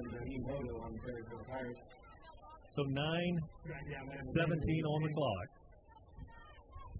So Stamp has just been all over the place here tonight, and sometimes that's not a real good sign when you have a linebacker making a lot of tackles. And we just, I'm looking for Jordan Renaud to step up big here this second half. And over the years, this is the time when they'll slip that tight end out. This time it is a run there, a really nice move, getting away from Renard there. Goes for a gain on the play, so it's going to bring up third and very short. We're going to call it about 3 yards. I think the backs are you've talked, both of y'all have talked about there being a very good vision. I think that's what has been their success, because it seems like we clog something up and they can break to the backside, and if we're not staying in our lanes, they're making great plays. Yeah, running with great vision. The play looks like it's designed to go here, and they make a quick step, jump cut, and going out the other side. So really good play by those running backs. Now he hands it off, and this one is really great. That's the way to form to the ball. I mean, it was lit up there by Cedric Augustin, and then the rest of the team came to help him out, but they definitely got off the line quick on that play, Kenny. Yeah, if anything, he kept it inside where the backside help was there, and they were Johnny on the spot in that one. So, and you got to look out for old number 13 here, Carson Gouda out there, the tight end. He's listed at 6'1", 190 pounds. Jalen Wester is dropping in coverage out there along with Tariq Wagner over on this side of the field. And now he throws it out there as the tight end, and he's going to go for first down. He's going to be the first look every time, and we dealt with him last season. He gets open. He's a great route runner, and we're just a step behind him. And how many times have we been here, and when we thought we had him stopped, and the tight end has burned us many times? I'd say for well over half a decade here anyway. So 7 minutes and 10 seconds on the clock. Hodo in the backfield. He's got the run, and he steps in there and making a big play. Number 23 is Kobe Alvarez, 5'10", 145-pound defensive back, making a play at the line of scrimmage. Yeah, Kobe's not the biggest player on the field, but he's aggressive, he's quick. He really seems to understand this defense and his responsibility. And he's made some impressive tackles on some big backs. And it's surprising. 6 minutes and 37 seconds on the clock. They fake it. Now they throw it to the tight end down there. Big hit. Ball's out. And it's an incomplete pass. That was a great job. And I'm trying to, is that number 23 again? I cannot get a number. I don't know if that was Kobe again or somebody just put a heck of a hit on Goda. I think that was Goda. Yeah, it was the tight end. And he was running that And Goda's coming off the field. That was just a. I think that might have been Jock Hughes, guys. That looked like him. Jock Hughes coming over from that safety position. Tom, help us out with the spots right now. We're getting the section of the field where we're going to have a hard time picking out numbers here. 6 minutes and 30 seconds on the clock. Probably 2 down territory here, being 3rd and 9. Yeah, 3rd and 9 here. Atreus looks things over and got out a little early there. No call. Now he throws that slant there, and he goes for the first down, and that is number 4 there, which is Gregory Cotton with a reception. First down. These wide receivers run some pretty nice routes, guys. Very crisp, and they're right where he's throwing the ball every single time. Well, Kurt Bradley was a wide receiver in his college days at Northern Iowa. So if anybody knows how to run routes, your head coach knows how to run routes. They're probably going to have to be just right if you're going to play for him. Humans in the backfield. He runs hard, running low, and he has a nice gain on the play. Looks like the ball is going to be spotted at about the 4-yard line. They're moving the chains. Really would be nice for this Tiger defense to be able to hold them to 3 on this series. It's just we've been just a couple steps behind on some of these plays, you know. And Humans really having a great game tonight here in the backfield once again with Atreus. Really big formation out there. It's Humans again. He goes forward very close, and he's going to be about a half-yard short of the goal line. Jacquez comes up and makes that tackle. Looks like they got him back around the 2 now, guys. Okay, so his knee was down, so he spotted at the 2-yard line. Good call. Thank you for that visual there, Tom. May need your help here. Goda's back in there as well, Brian. I look for run heavy they're going to run with Humans here. And there he is. He has a big hole out there, and he is in for 6.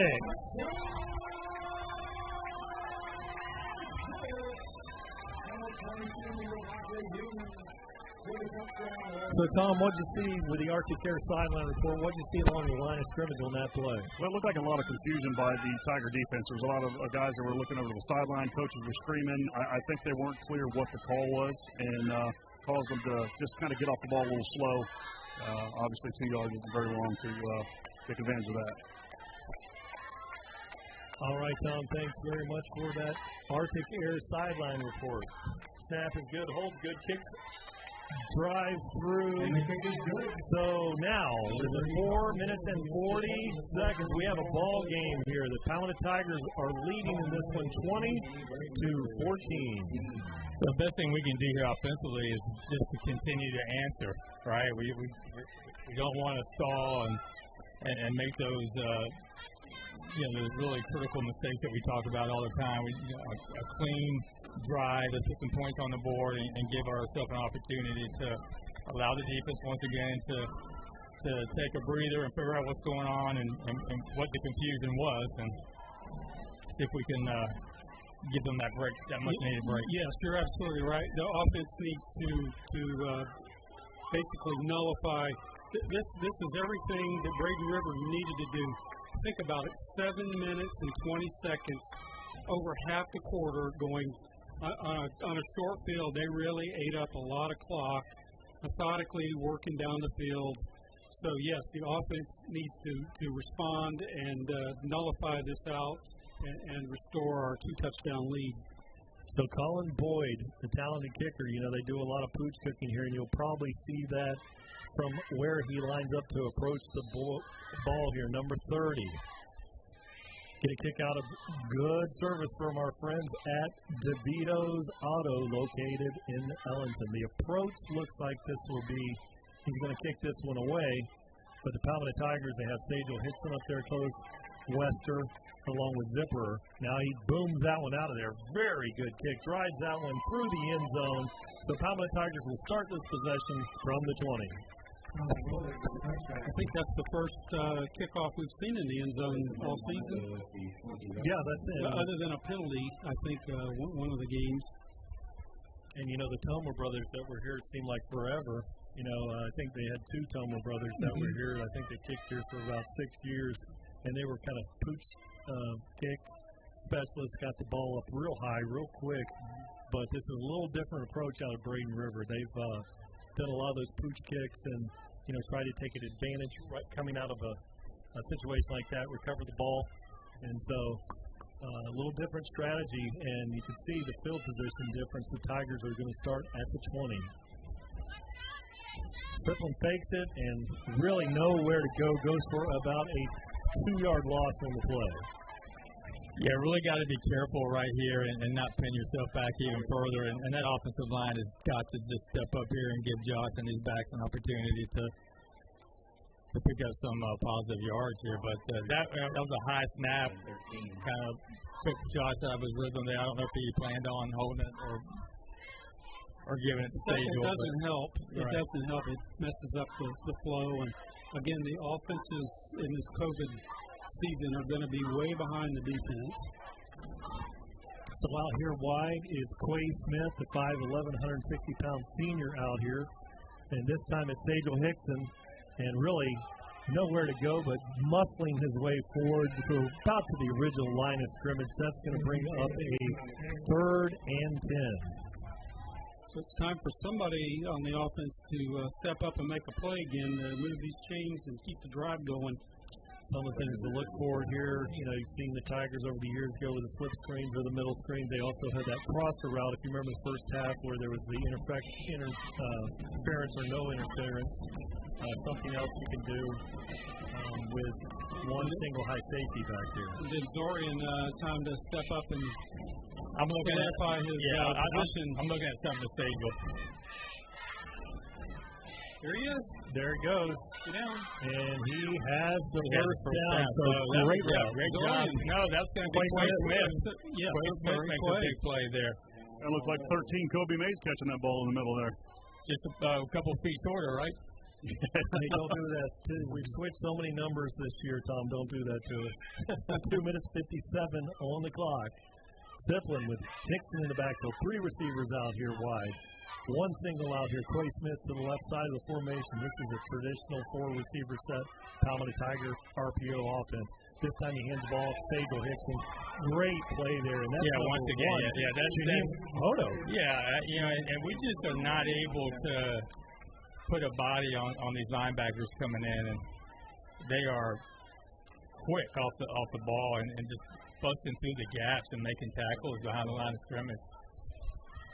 Yeah, couldn't pick that up on the relay. That's not Hodo, but that was just a fine play. Yeah, that was Shane. Number 9. Moran. Yeah, Shane Moran. Man, what a nice play. Outside linebacker. 2nd and 12. Palmetto Tigers really need to keep that clock moving with a first down. Sipplin looks, throws a hitch out there. Quay Smith again, tries to cut up, breaks the tackle. Now he's at the 40-yard line, and he gets out of bounds at the 43-yard line. He's going to be about a foot short. And backing that up, so he's going to be about, let's see the spot. He's going to be about 3 yards. About 3 yards, so we need a big play here for Josh. Option, pitch. Hickson cuts it up, driving. Still he's going. 40, he's gone. 30, he's gone. 20, 10, cuts back, and scores. Sajel Hickson.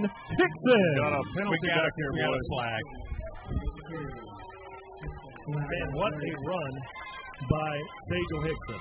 But again, it's set up when Josh Sipplin looks like he is going to run that option and take off with it, and the linebacker, whoever's on him, has to commit. That's when big things happen. Unfortunately, a penalty is going to bring this one back, but all you have to do is do it again, Rick. It's that simple. Do you have any clues who that would have been on, Tom? Well, I saw it. All I saw was number 9 laying on the ground holding his knee, and then the umpire threw the ref threw the flag right on top of it. So he must have I don't know, maybe low block.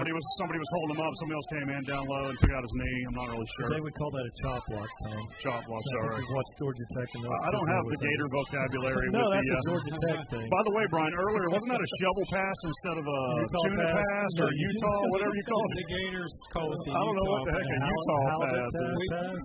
All right, Sifflin looks, man, what a big play loss that was. He turns out there. Oh, no, Quay Smith right through his hands, picked off there, and then he throws the ball down, no penalty on that. So it's going to be a first down, Braden River. Unfortunate, good throw. Well, Quay was already trying to look downfield to try to figure out how he was going to pick that first down up, and now the defense is just going to have to step up big here and make a play and keep them out of the end zone.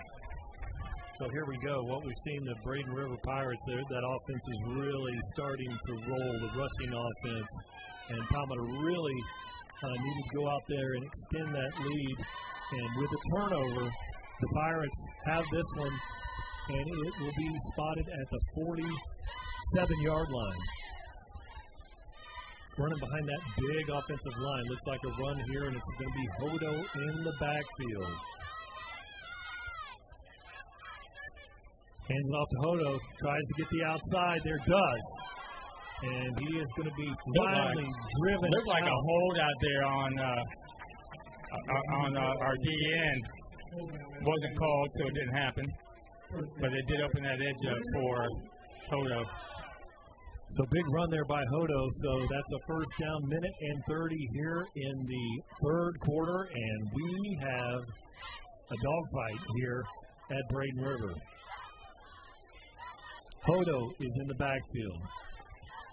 Three receivers. Probably another run. What do you think? Looks like it. And he cuts it in all the way across the field. Nice play by Ormsby. Ormsby's all over that one. We haven't called his name tonight, I don't believe, but that was a good time to call it. I think we might have a cramp there with one of the offensive linemen down there, so they would stop at your play. Didn't get another. Might be 66. Who's down there, Tom? Yeah, that was 66. Getting up there. Okay, very good call, Tom. Number 66 here is Max Miranda. He's a sophomore center guard, so playing guard tonight. Looks like he's all right, able to shake that one off. But then a good stop by the Tigers there. Gain of only about a half yard on the play, so it brings up a 2nd and 9 here. 1 minute and 18 here in the third.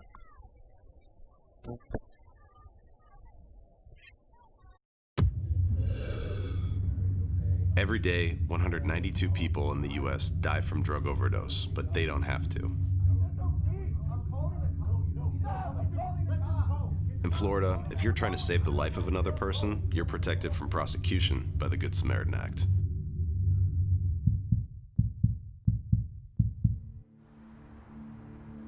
You just saved her life. Good stop here, and I saw Big Baby over there just trying to, pump his team up and keep them focused. He truly is one of the captains on that defensive side. And you think about the difference in this game. There is 6 points, and 6 points is the on their tipped interception. Big Baby takes it to the house. They just get the interception. So otherwise, it's a tie game. So minute and 18 here in the third. Braden River Pirates looking over another familiar tough game with these Palmetto Tigers. Look for Augustin coming in over here from the edge. Looks like a pass play here. He looks to the outside, going to the receiver out there. There's a lot of contact over there. No call. So let them play free here tonight. Well, we should, because we had a lot more contact than that earlier in the first half. It wasn't called, so maybe that's their scheme tonight. I saw Jaquez over there to protect and help out as well. So, he's got so much speed from that safety spot. He's always such a weapon. And good to have a corner out there in L.J. Hewitt at 6'3", with extremely long arms. There's a penalty, and that's going to be illegal participation on the Tigers. Well, let's see. Palmetto Tigers are pointing at Braden River. Illegal substitution on the Pirates. I didn't catch that one, guys. I didn't. Somebody's coming out. They must have had 12 breaks. 12. It's going to make it about 3rd and 14 now. So the biggest thing is to contain up the middle, and so this is the play of the game right now. Obviously, a passing play. Atreus, very mobile generally, but we know he's laboring with a foot injury back there. Yeah, keep your eye on number 13. Goda. Yes, and then Raymond Thomas. Single coverage over here, and they throw it middle, crossing route. There's Goda, and he's got it. And there's that tight end again. Here we go. I mean, that's who you got to pay attention to. And a heck of a catch, heck of a throw. But he has done that to us 100 times. I don't think we did. And it's always on a point where we've got a chance to get them off the field. 3rd and 14. 3rd and 14, you name it. Whatever tight end they have makes the play. And too many times. So 48 seconds on the clock now. The Pirates driving here. Ball is on the 27. Atreus with Jaheim Hodo in the backfield. He runs it. He cuts it out there, and really a good job by Jordan Renard and Stamp on the play. Easy. So we got a player down on the field. What's that? Looks like number 1. Yeah, that's Jaheim Hodo. He got stamped. Yeah, that's old Ruben Stamp coming across there along with Jordan Renault. So with 23 seconds here in the 3rd quarter, that'll bring up a 2nd and 10 for the Pirates. And, really the backs have been dynamic tonight. And Humans, number 22, the 5'9", 200-pounder, that looks like he's a lot bigger than that, has been devastating tonight. Yeah, their running backs have made it real difficult to stop them, and they pass when they need to. We know they're said it many times. The quarterback's not 100% with the foot injury, so he's not able to run. Thank goodness. And these next 2 plays, with being 2nd and 10 on the 17, are going to be critical for the outcome of this game. He may be a little gimpy on that ankle, but he threw a BB to Goda on that last pass, but to pick up that big 1st down. So he still has a lot of zip on the ball, and very you couldn't put that ball any better. I mean, we interviewed him at the media days. A great kid, real smart. Told us he'd committed to Rice University in Houston. Great future ahead, and definitely a great quarterback. Yeah, he knows all the terminology. He knows the different systems. Came up through the system here, yeah. Yeah, so he's well coached. 20 seconds on the clock, and now winding 2nd and 10. Run and play, Brian. Run and play to Humans back there. And he fakes it. Now look out. And there he just throws that one away. Now that nobody one, there. Nobody in the tackle box there, so that would be eligible for a grounding there. Not called. The one earlier in the game was not grounding, but he was inside the tackle box. There's the penalty, and that's maybe intentional grounding because there was no receiver in the area. So that'll be a loss and a penalty. That's what I'm going with, Tom. What do you think? Yeah, I agree. I think so too. I didn't see what the one on the far side was. Did you guys catch that one? Or I guess the near side for you. I see the intentional grounding, but what was that first flag? You had two on that, and so we take the ground. We'll take the ground in the down. Lost the down and the penalty. So it's 3rd. We're right where we need to be to shutting this drive down.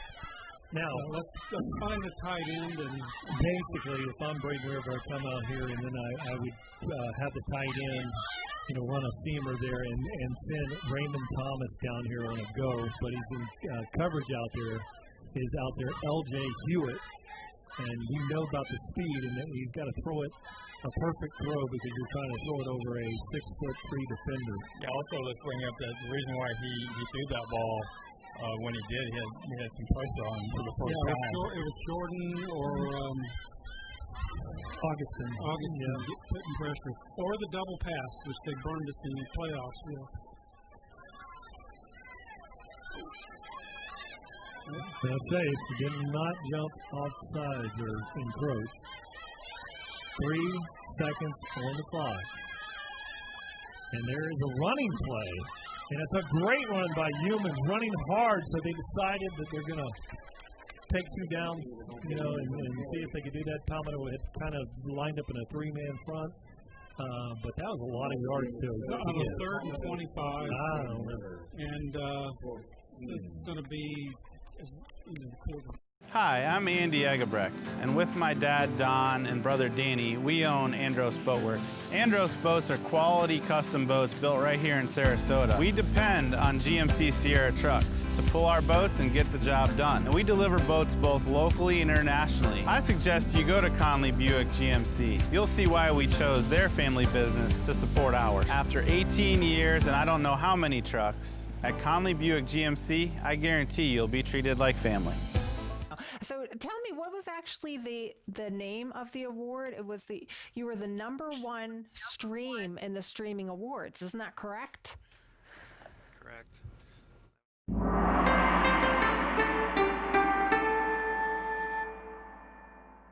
Hey guys, Chris Conley here from Conley Buick GMC. Hang on for the 4th quarter and remember, go Tigers.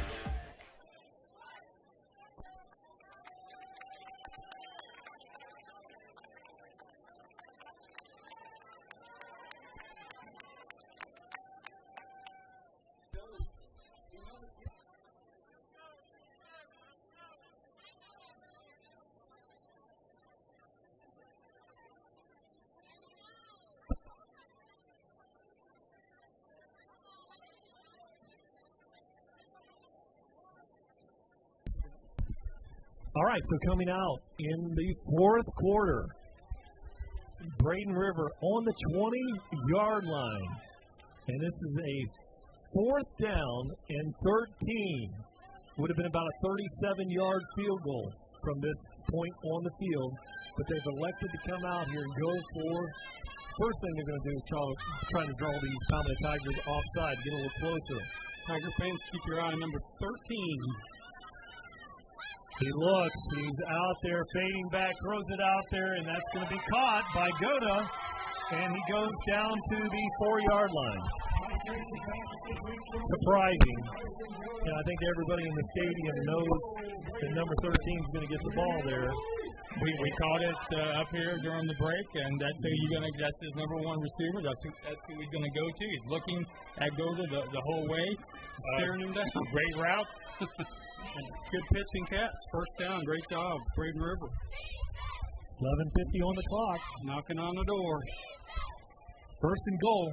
Ball's at the 4-yard line.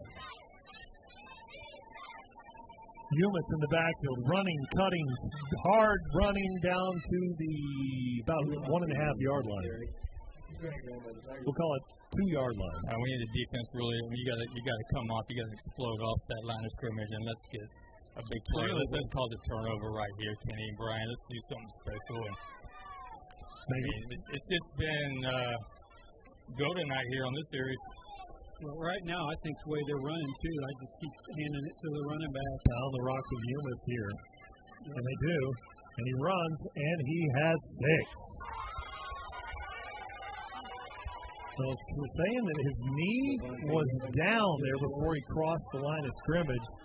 I think with the pylon cam, all you had to do was touch the front of the plane, but very close now. 3rd and goal from inches away. Well, we doubt we'll see a quarterback sneak.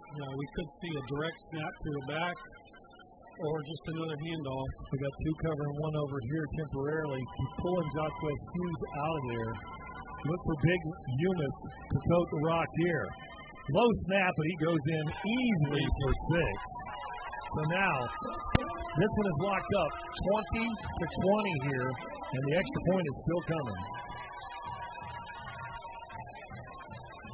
So really the plays, absolutely, with Braden River over the years, they'll trick you, they'll fool you. Tonight, very predictable, but it's we know, you know what we're doing. We're going to do it anyway. And so they've used that formula of Umis running and throwing to that tight end, and they've been very, very effective here. Good snap. Kick is up. And it is good, so that one was number 30. There's that extra point to come back and bite us already. Now we've got 10:37 left of this game, and we don't have really any time to stall offensively.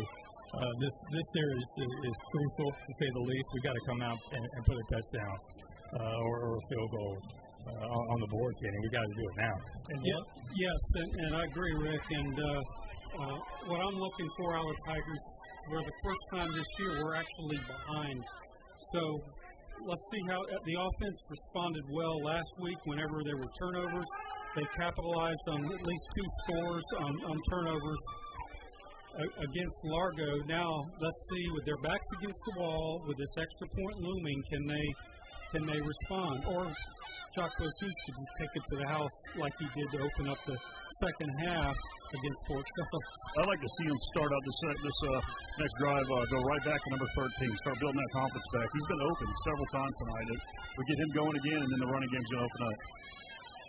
So they're going to kick this one from the 40-yard line. And so going back there is Jacques Hughes.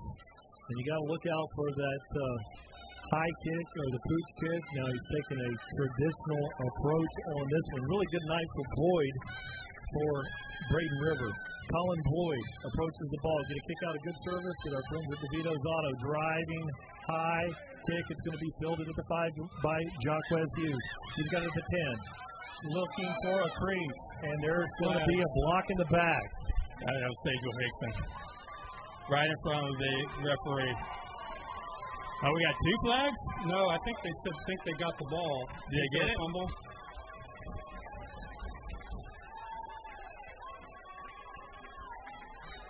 I guess it is a fumble. So let's see. They're sorting that one out. That would be a backbreaker. Blocking the back on the Tigers is declined. Braden River ball. So the fumble on the play. So now things have changed here. 10 minutes and 29 seconds on the clock. Palmetto Tigers trail this one 20. The Pirates with 21 on the board, and now in the red zone, knocking on the door. With the ball, they have come out and perfectly executed, making great adjustments, and this turnover couldn't have come at a worse time for our defense, who has struggled trying to slow this defense down. They need to step up now and to correct the turnover. So now the Pirates, the momentum here, the crowd is loud, boisterous here, and really big series here for the Pirates. There's plenty of time on the clock here. Even picking up a touchdown here, if you get an extra point, you still have a chance as the Tigers could come down and score and go for 2. But still, this an amazing turnaround here for the Braden River Pirates. Shockey Atreus hands the ball off, and there's a great tackle, and that is Floyd Dozer Jr. I think was that Bernard. That was Bernard. We haven't called Floyd too much tonight, but George Bernard stepped up in the gap and made a much-needed play for the defense. So loss of 2 on the play brings up a 2nd and 12. Ball's at the 23-yard line. Looks like a run or a bad pass. Run here. Humans in the backfield. Palmetto nearly encroaches over there, but Humans got it, and he cuts it in there. Great play by Ormsby initially, and that one's going nowhere. Who else was in there? Number 22. That's Augustin. I think it was Danny Rivera. Danny Rivera. Number 22, 6 foot, 220-pound defensive end junior in there. So two great stops so far. Put them in 3rd and long on the 25. But we have to have. We got to watch. You know where it's going. Fans watch number 13 on the right side on the slot. See, Gouda out there. They're going to pass it. He's been out there playing forever. And Zipper, brand new in the game. This time he throws it out there to single. He throws it high out there. No penalty over there. So that's going to bring up a 4th and 14 on the play. Be about a 42-yard field goal. They're going to keep the offense out there, and let me tell you, who do you think they're going to throw? Who's going to be the number one guy? We have got to put some bodies on number 13, and we've got to watch Goda here because he's going to be so the inside slot man is the one to look for here. And then you can run that post corner out of the slot over there too. Three receivers out there wide. To the right, two receivers over here. They were going out of an empty formation. They're called the timeout. So that is their second timeout. They have one left. That might be critical here down the wire. So, in a game, early looked like the Palmetto Tigers were going to be able to push this one out, and then we had an interception off a tip ball, and wow, as this one tightened up here, 9 minutes. And 7 on the clock. In this situation, you've got to stay away from the pass interference calls.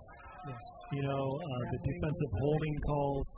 You can't be drawn off sides to make things close. But really, the critical ones to stay. The personal foul late hit on the quarterback. You got to stay away from that one.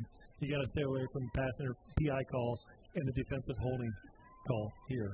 Because that's a lot of yards. You got 14 yards. You pretty much got to stay away from any penalty. Keep them from getting across the marker and with no penalties, and we get the ball. Yeah, one encroachment, it wouldn't kill you. Yeah. But that's true. But you're absolutely right. He moves. There's your false start there on the guard. 4th and 19. Yeah, 4th and 19 now. Sideline warning penalty would be bad. I mean, excessive celebration. We watched on a 3rd and 25. If they put a back there, they may just run a dive. 2 dead ball personal fouls. All right, Tom. All right, so this is a big one here. 9 minutes and 7 seconds. Palmetto Tigers need to hold here. Braden River backing up. Ball is on the 30-yard line. Atreus is empty back there. No backs to protect. Steps up, throws it out there. Wide open receiver, drives forward, and he's going to be just short. Just short. Short of the 10. Boy, it looks like he got that. Oh my goodness. Yeah, he got it. They had to get to the That's 16. A bad spot. Okay. They're marking it He there. had to get to the 16. Wow. Yep. That is a killer. And that was still a wheel route. Good play call. So that's a big first down. So 8 minutes and 59 seconds on the clock. That is the third and forever play that they have made tonight, and that fourth and forever. And that may be the difference in the game. They are making these crazy plays on these 3rd and 4th and longs to keep the drives going. They're going to pound the rock with humans here. He cuts it back to the right, and Stamp is there initially. Doesn't go for much of a gain there. Gain of about 1.5 yards, 2 yards. 8:34 on the clock. Clock continues to grind. Yes, that soon is going to become an issue as they are just taking their good sweet time with the lead, with the ball, and why not?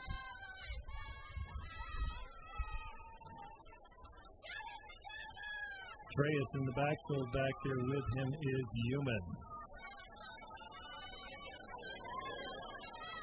Takes it, throws the slant behind it, and there is your touchdown to the tight end. So set that one up all through the game. And so now, there's your 7-point lead. That slogan of Lifter, as broadcasters, we have seen that from Braden River religiously over the last, 5, 6, 7 years. I mean, I don't know how many times we've seen that play. Hey, guys, not that it helps now because the call was blown, but the photographer just showed me a picture. The guy's knee was down, clearly 2 yards short of the first down, and they blew the call. It happens, but they blew the call, and it resulted in a touchdown. Yep, so looked at it from this angle. Now Boyd is ready to kick this one through. High snap, and it's blocked by the Tigers, and can't return that. So that's, oh boy. That's Jalen Wester's around the ball there. Did he Jalen Wester. So that is interesting. The Pirates lead this one 27-20. An eternity amount of time here. 8 minutes and 3 seconds on the clock. Okay, the trivia question that we don't have any video here. In the Bradley Marino era, they have faced each other 7 times. Coach Marino has a 4-3 lead, but what is Palmetto's record here at Braden River during these 7 games? Good question. So for you fans out home, the trivia question for tonight, Palmetto Tigers lead in the series 4-3. But what's the record here at Braden River? 8:03 on the clock. The Pirates lead this one 27-20 over these Palmetto Tigers. And, you know, ball security a must here. Yeah, absolutely. For the Tigers.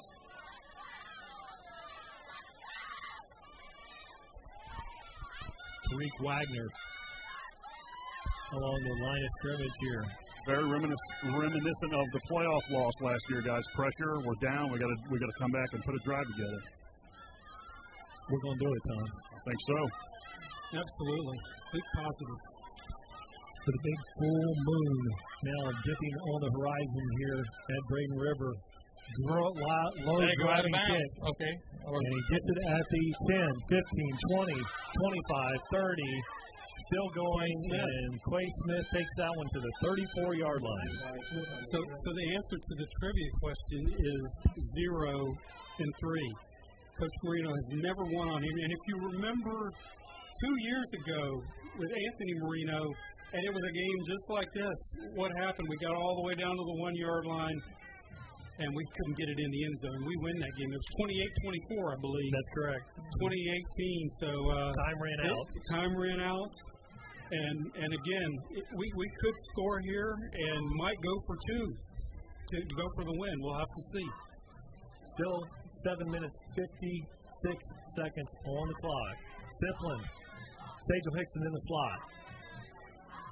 Williams was in the backfield. Throws it down the middle field. Has a receiver out there. Tipped and incomplete. Really fine defensive play back. Yeah, that was Samuel Brooks, number 20, the junior cornerback. Braden River. Real good job by him. Scary play. Cut in front of that one. Nearly an interception on that one. So it brings up a second 10 clock at 7:51. Still need to figure out how to get Big Zorian gathers into this game. Kenny, we were just looking at that matchup, and number 21 is a foot shorter than well, there you go. He there really is. I mean, just you're right. Back shoulder fade. So here we are, 7 minutes, 51 seconds. And look at this hole right here. Running hard is Sagel Hickson, first down. Almost had a face mask on that play. They were just grabbing, just grabbing everything they could to try to put Sagel on the ground. But that's just a powerful run by him. Something that we just haven't been able to witness too much tonight. Right guard 52 opened a huge hole. Can I run through it? You could. All right, there is another handoff. He slips Sagel Hickson, so he's going to be right at the line of scrimmage. Going to bring up a second 10 clock. Continues to burn here. 7 minutes, 26 seconds on the clock. Rick Wells stands out of the chair. I think he just caught a cramp here. It's tough broadcasting up here. It's tough. It's 90 hot. degrees. It's humid. Ziplin for option pitches. Sagel Hickson cuts it back. Needs to get a block out here. And good block. Goes forward. That is a miraculous 10-yard run. Oh, my goodness. You know, we have watched Braden River's running backs with the jump cuts all night, finding an open hole. That play was going nowhere, and he decides to take it on his own. And I believe he did this against them last year with a great run. Did he get the first down? It looked like he had the first down. Kwan Smith did a good job not picking up the number 52, not picking up a block in the back on the play. Guys, that's number 9 down. That's a big loss for Braden River defense if he is injured. Yes. Yeah, that's that Shane Moran, the outside linebacker. I was watching his huddle. He is in some pain, boys. He is riding back and forth. He's relentless on the pass rush. And he has been a terror here tonight. He has just made several plays behind the line of scrimmage. And Sagel was making a cut across the grain there, and we'll just our thoughts and our prayers are with Shane. You know, Kenny, you were talking earlier about that game, Anthony Marino down the end zone. I remember that play. It's ingrained in my brain. Yes, sir. They were trying to. It was a passing play, and it broke down, and he started running to the left, and he got about to the 1-yard line and didn't get in.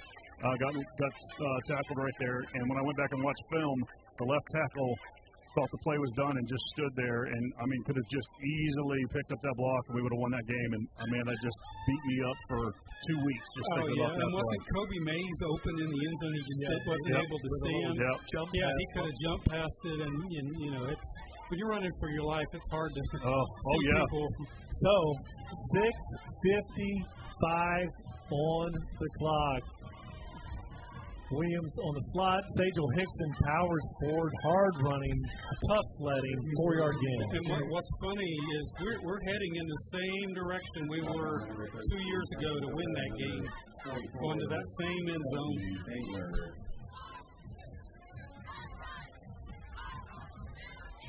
So this time Jamel Williams is out there as a slot receiver out of the backfield. So he's out there in the slot to the left. Sajel Hickson in the backfield. 2 receivers over here. Option, Sajel Hickson.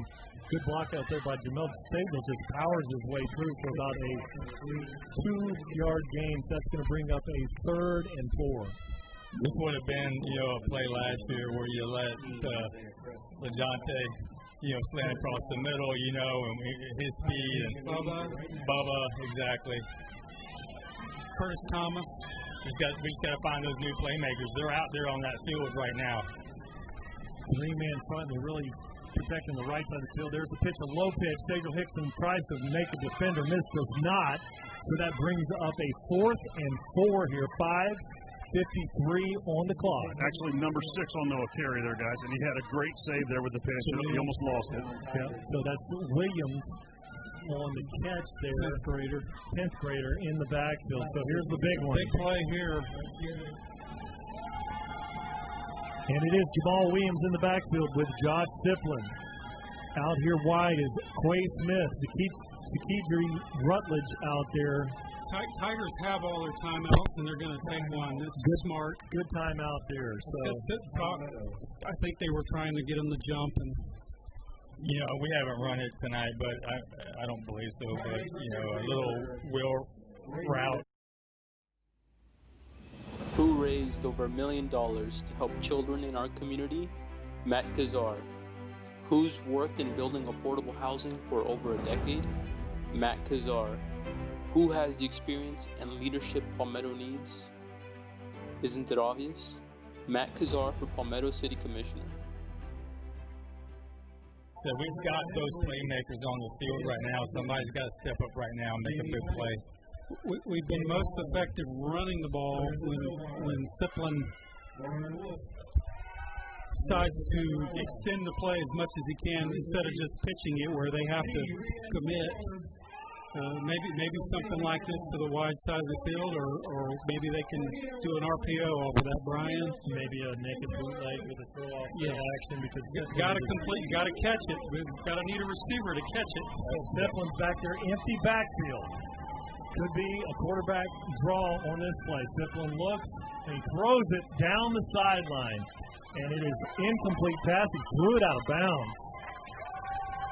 They gave the receiver no chance on that one. I would have probably run something a little more closer to the first down. Obviously, he went for the home run to try to catch him off guard, and it just wasn't there. That was excellent coverage. It was well covered, yes. Hard to understand that call, though, guys. I mean, we haven't been accurate down the field all night, really, and it's. Yeah, you just needed 4 yards. Just run past and do a button hook or something. And anytime with Siplin, it's effective runner, he is when you go empty back out there, a lot of times those quarterbacks can get some good big plays off the quarterback draw. Maybe they squatted on that. Looked like 14 was somewhat uncovered. I mean, if he would just done one of those little, 4 yards, turn around, stop, catch the ball, first down all day. All right, Tom. So thank you for the Arctic Air sideline report. Palmetto Tigers, 5 minutes and 38 seconds at this point of the game. If Braden River runs the ball, you get in that situation where very soon you're going to have to start calling a timeout. We have 2 of them. Yeah, and we have to stop them. We cannot allow them to continue to pick up first down. So Humans in the backfield goes to the left. And really good run on the play for about a 4.5-yard gain. 5 minutes and 29 seconds on the clock. Clock's burning. Yes, and they're going to take their time. It is imperative that we do not let them get a first down, to have plenty of time to get the ball back. So here, with 5 minutes and 10 seconds, Braden River in a very run-heavy package here this evening. Humans is in the backfield. Likes to start this thing off the right, then cut it to the left. Let's see. Has a little handoff. One straight left. He's got a wide open lane there. Goes for the first down.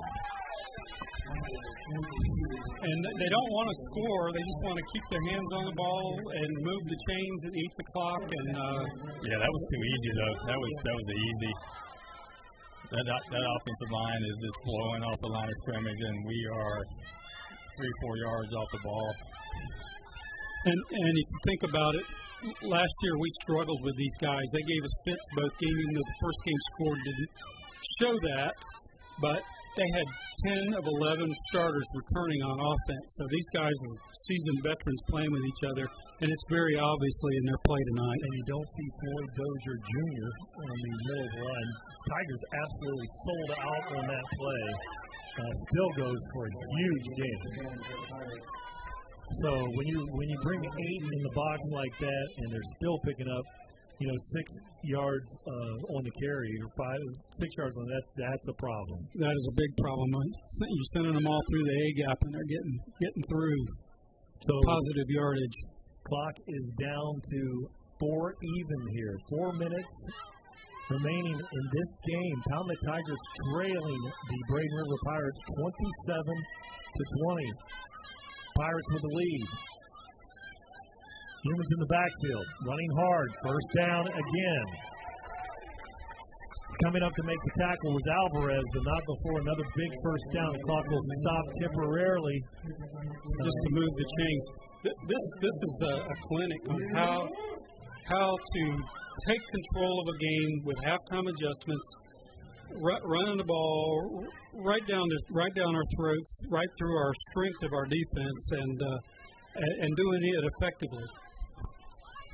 And those running numbers are really starting to tell. Well over probably 200 yards rushing here for Braden River Pirates. But there's Humans running again, coming up to make the tackle. There's a stamp. But that is a stop on the play. Clock is all the way down to 3 minutes here. So second and long here. We need to start managing the clock. This comes down to somebody on that defensive line making a play here. A turnover. It's got to be a turnover. We're going to have to do something really big here. I know they're gassed. They've been on the field a lot this second half, gentlemen. And, it's a nice night, but it's not that nice. Tired. Humans deep in the backfield behind Atreus this time. Now he's looking for the edge, and he had a big lane there. Running hard, goes for another big gain on the play. Will bring up a third and about 2 or 3. Third and 3. Yeah, you said it earlier. That was the same play they ran easy on the left side. Now they just same thing on the right, and make it. Is that a first down? Third. We're just getting pushed off the ball right now. They look very fresh. Those Humans is fresh. The three-headed monster. Yeah, the offensive line looks very in control. In control of the line of scrimmage, and they're just running the clock down. I got to tell you guys, the offensive line is getting pushed, but it seems to me like the running backs, and you guys said this earlier in the game, but I just want to say it again. I mean, it seems like they're reading those blocks so well. The linemen are just kind of going where if our guys are going to the outside, they just push them to the outside, and the running backs bouncing in. They're just very, what's the word I'm looking for, Brian? Very instinctive. Instinctive, running with great vision. So what you're seeing is that the play design is here, but they're just using that. Palmetto Tigers will, fill that, and they're just doing a very good job. Just vision. It's one of those things that you either have it or you don't. Both backs tonight here with Braden River have it. And you have to remember, too, and we've said it, too, when you return 10 of 11 starters back on offense, this is what you get. Yeah, you're coming off a big game. This is the game that you circle on the calendar. Oh, yeah. This would be like Steve Spurrier in the Georgia game years ago, but this is the big one for Braden River, and they're in control here. And there's a first down by Human, spins out of a tackle, still going, steps out of bounds. That's the only good news at the 13-yard line. That was very Sajal Hickson-esque of a run there, just breaking off tackles and yes, he got out of bounds and stopped the clock, and it saves us a touchdown. I'm still trying to figure out how they only scored 3 points last week. Well, I don't even know how that happened. St. Pete Lakewood is a very good Class 4A program. They beat them last year. You know, Braden River was 4-7 when we knocked them out in the first round, and they still made it. We're going to see them again in the playoffs somewhere, depending on how the brackets fall. So we're going to have to deal with this again here in a couple of months. 2 minutes and 18 seconds on the clock. Humans with a carry, bounces it outside, cuts it back to the inside, goes for a nice gain on the play of about 5 yards. It's like watching Jerome Bettis tonight. We just took our last time out with 2:11 to go in this game, and yeah, you have to. You know, there's really only one thing you can hope for, and that's they goof up, and that they mess up here, and they give us an opportunity to get the ball back. They have a veteran quarterback. They've had a few close snaps, but he's handled them well, playing hurt. Their execution, handing the ball to the back, has been superb. I'll tell you guys, last year, Palmetto just, reeled off so many wins. And then in the playoffs, Braden River really gave us a good test. You never want to see a Braden River team twice. So this year, obviously it's a district foe, but we're all in the playoffs. That's the rule. So is it going to be reversed, situation here? Braden River is going to have to face us again in the playoffs. I mean, we're looking for that matchup. We want to do better than we did tonight. Obviously, we did not play very well on offense. And there is no home field advantage. So if we did get to play them again, they're going to pull it out of a hat. Is it going to be at Palmetto or Braden River? So it doesn't matter who has the better record. It's going to be luck of the draw for who gets the home games. So here with 2 minutes and 11, Humans in the backfield. Petraeus hands it off to Humans. Boy, wide open lane. Tigers trying to tackle the ball. He goes for 6. Now, that's not the worst thing that could happen at this point. At this point, the Palmetto Tigers, we have a shot, we can just come back and score, and we're covering an onside kick. So really, if he picks up the first down there, the game's over. Right, yes. So you're absolutely right, Brian. He falls down on the 2-yard line, and they sit and run the clock out because we have no timeouts. And yes, do you remember the game? LeJonte took one back to the house and put us back in the lead, and then they took it back, and then we had the chance to. Great. There's been some fantastic finishes here, so it's not over. High snap, kicks up, and it is good. So with 2:05 on the clock, the Pirates lead this one 34 to 20. So that is a 14-point lead, kicking off here to the Tigers. The swing here is this, so that we both have an interception. It was that kickoff, that fumble, that really pushed all the momentum their way. We really have not been able to recover from that. Yes, since the second half, they have completely dominated. They made great adjustments. They have scored on every possession. They got the turnover, and that's been, yes, you're so right. And so now back to return this one is Jacques Hughes. If I was them, I would just kick the ball out of bounds and let us have the ball. We need 2 scores. Force us to eat the clock. I wouldn't kick it to either one of our guys, any one of our guys back there. And I wouldn't kick the squib kick back there because it gets your coverage unit out of sync. I just kick it out of bounds and take it on the 45 or whatever. It's 30 yards from the 40-yard line. We'll approach this. Get a kick out of good service from our friends at DeVito's Auto. Jacques Hughes awaits the kick. It is a high kick. It's going to be fielded by Jacquez Hughes. He's at the 20, cuts it at the middle of the field. And he is tackled at the 35, so good starting field position. The clock is down to 1 minute and 59 seconds. We saw our Tigers execute a great 2-minute drive to end the half with fortunately their last score. They're going to have to do this one a little bit quicker and do that 2-minute drill that Coach Marino does with them every day, Rick. Well, they have to do it quick. I mean, we need a quick score, and then we need some luck on our side. Time for one of these receivers to step up and make a big play. Zorian Gathers out here, 6'2", 190-pound senior out wide. Siplin looks. Spotting up there is Zakidri Rutledge, and he is tackled. Wow. Short of the first down. Forward progress had stopped, so the clock continues to wind. That was unfortunate. They got to get the ball. Come on, Rez. You got to get the ball in there. They're taking their time. You're taking 10 seconds. So 2nd and 2. 1 minute and 35 on the clock. Siplin looks. Steps up.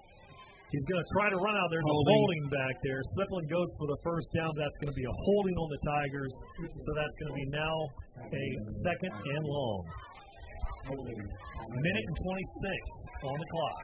The good thing is it stopped the clock with the penalty. The bad thing is we got first down, which would have stopped the clock. So time is not on the Tigers' side here. 1 minute 26 here at Braden River. Siplin will take this one. He's got Sage Hickson in the backfield. Zorian Gathers goes to the left side of the formation, wide out there along with Zakidri Rutledge. Siplin, and he's going to keep it. Then he flips it out there late. And it's Sage Hickson, unable to break a tackle, goes for a little gain on the play. That'll bring up a 3rd and 9, clock winding. Right 1 now minute on the clock. They need to make the first down so that they can at least get a breather as they move the chains. 3rd down.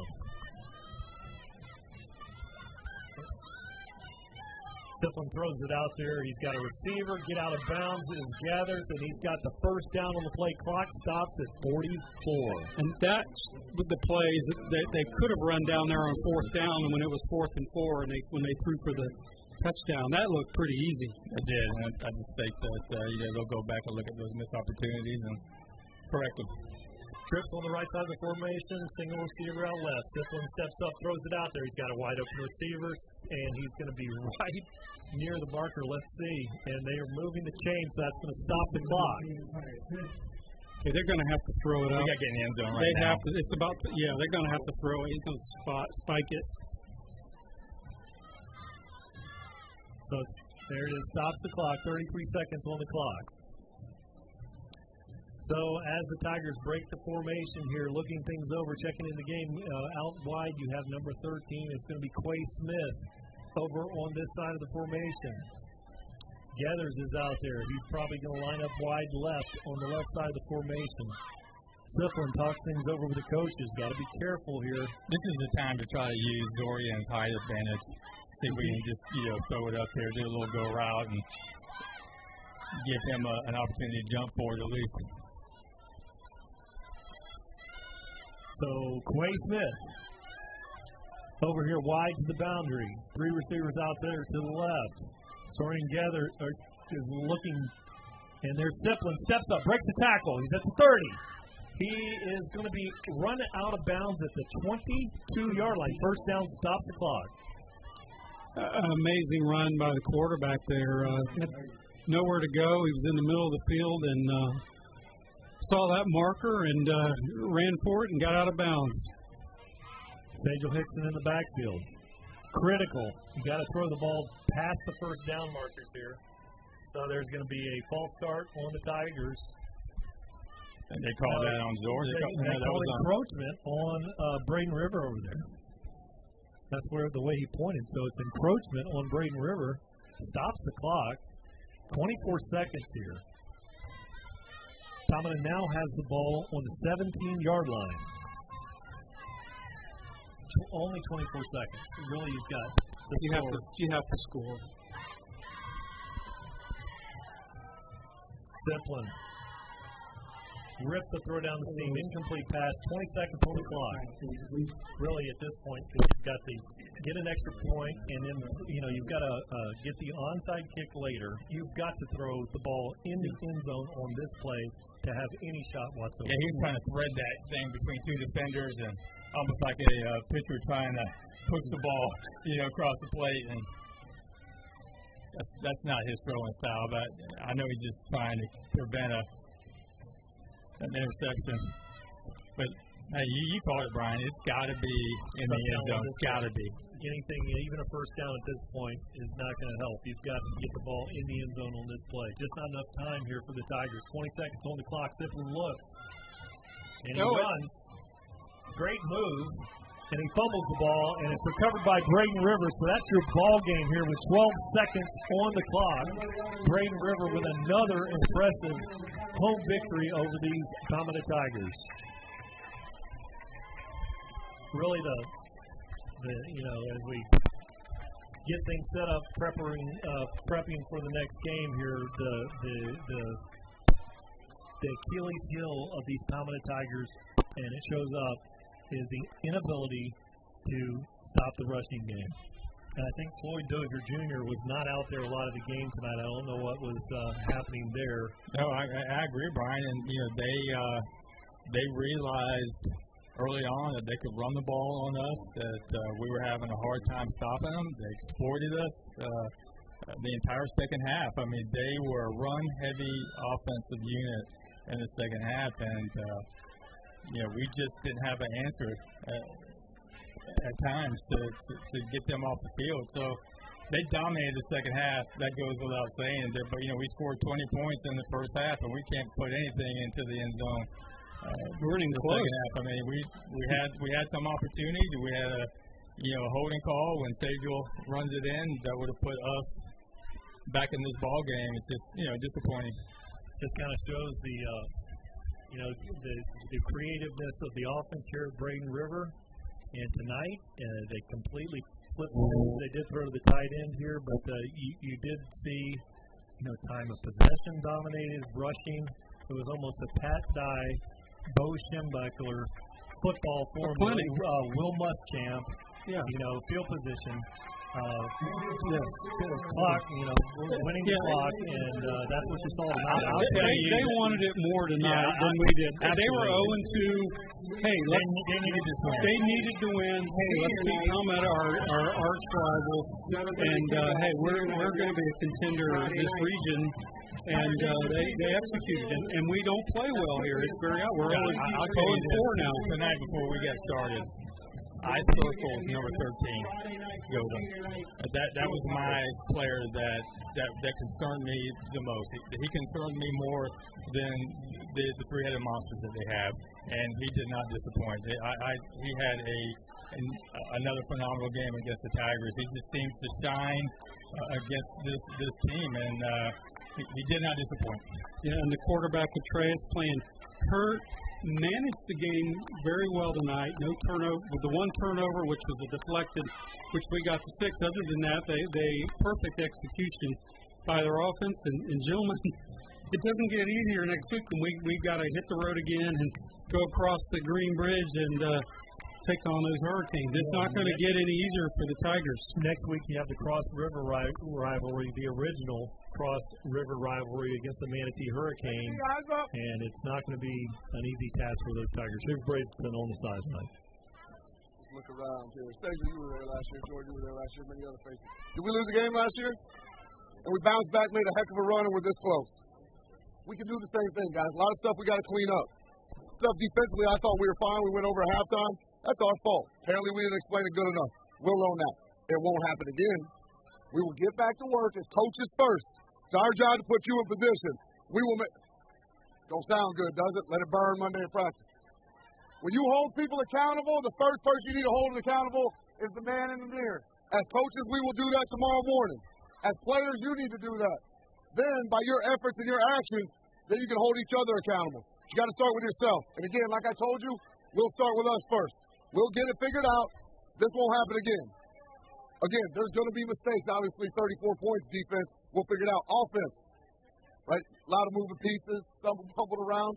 Hey, we'll fix it. Trust and believe in the process. You guys have done that good for 2-3 weeks. Now, how do you respond to adversity, right? That's going to define this team's character. Do we lay down or we come ready to work tomorrow, 8:30, ready to go, ready to watch film, ready to work out? I'm excited. Coach Lake excited we just lost. I'm excited because we need to get better, and I want to do it right now. We can't, though. We got to sleep on it, let it marinate. Let this fuel your fire for next week. Let's come to work, come tomorrow, get ready to go, get a break, take it in. Hey, guys, I'm going to step over here with Coach Bradenton real quick while the players are still talking here. Coach, obviously, tale of two halves. First half, offense looked good. Defense holding them to 7 points. Adjustments were made. It's a great coaching staff. We talked about that in the pregame interview. Talk about the struggles that this team had tonight. Formationally, they were running a couple different formations that we thought we adjusted to well at halftime. We drew it up, and then we lined it up and lined the guys up so we understood what we were trying to do schematically. Like I told those kids, if they didn't understand it, then that's our fault. So we're going to go back and look at the film as a defensive staff, and we're going to fix it so they do understand it. Why they didn't understand it, I don't know. We'll talk about it in the meeting, but we have to figure that out. That's our job, so I put coach in front of our name, and we'll get it right. It's a terrible loss. I feel bad for our kids to have this early setback. I thought we were the better football team, and not a discredit to them. They do a great job. They were physical. We just didn't answer the bell, and we got to figure it out tomorrow morning. I know you can't say much about this, but everyone at home watching right now, and I know I saw it, and the guys in the booth for sure saw it. Terrible officiating tonight. A lot of blown calls. How do you get over these things? Fourth down and 14, and they give them 2-yard bonus spot. How do you get the kids to keep fighting through that adversity when you're beating the other team's trying to beat you and the refs are too? We're never going to worry about that. Play the next play. We tell them on defense whether the offense is struggling or not. Every time you get a chance to take the field, it's another opportunity to make a play. So, hey, if it was a bad call, wasn't a bad call, I didn't make the greatest calls tonight either. So, one call doesn't define this football game. There's a lot of other stuff that we have to clean up. Forget the officials. That's on us. We'll get it right. Pretty sure a ref told you didn't make perfect calls tonight, didn't he? No comment. Don't worry about that. All right, Coach. We'll see you next week. Thank you guys. Thanks. Appreciate it. Guys, obviously, like I said, I got no problem saying it. Braden River had a great game tonight, very physical. Had a hard time stopping number 13 all night, but officiating was horrible, terrible, a lot of blown calls, and Tigers just didn't have what it took. Again, maybe we'll see these guys later in the year and get a little retribution. All right, thank you for that Arctic Air sideline report, Tom. And I think we're going to have Troy Bellamy talk to us about the statistics here tonight. And I think what you're going to find on that, one thing is that I see is the outcome of the game. It really came to the rushing defense, and inversely, it was the ability for those Braden River Pirates to run the rock tonight. So I'm going to have turn it over now to Troy Bellamy. Troy? Well, folks, tonight was a tough loss for us, but like Brian said, it really came down to the ground game. The Braden River game plan doesn't change from season to season. I mean, they're going to throw the short pass, they're going to ground you out, and they're trying to take off the clock. In the second half, the Tigers only had the ball 3 possessions. That's incredible, and you have to do that, and it has to be their game plan because we can score so quickly. But they did. You got to give them credit. You can't take anything away from them, and you can't make any excuses. But when you're missing Quentin Zanders, Kaiwan Smith, Floyd Dozier goes out halfway through the game, and a few other key elements of your team, especially along the line in a very physical ball game, that'll make the difference. And the player of the game has to be Levante Humans, and not just him individually. Obviously, his line was tremendous tonight, but Levante Humans carried the ball 32 times for 155 yards. That's big time Yeoman's work there. And the former Lincoln Memorial Academy product really showed his mettle tonight. Shaki Trace was efficient. Again, he probably threw the ball. I think he was 15 for 22 for 200 yards in passing. So you give up 200 yards in the air and almost 200 yards on the ground because Jaheim Hodo did a great job coming in, giving humans an opportunity to rest some in the first half and parts of the second half. Josh Siplin, again, had a fairly decent night. We threw the ball, but we just didn't have enough plays. They probably ran twice the plays that we ran, and again, that's their game plan.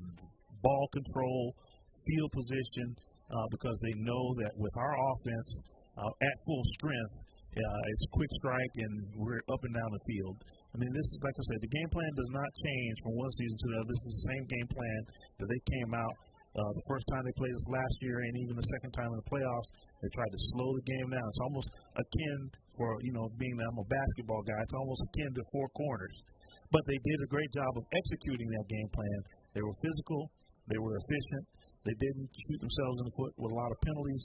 And besides the one interception return for the touchdown, again, the quarterback, Shaki Atreus, big-time quarterback here, headed to Rice University to play football, was very, very efficient tonight. So with that being said, again, we just regroup. The guys will get back to work. Hopefully we can heal up some guys and get them, in the ice tub and we can look at some more film, and it's just going to have to be the next man up mentality.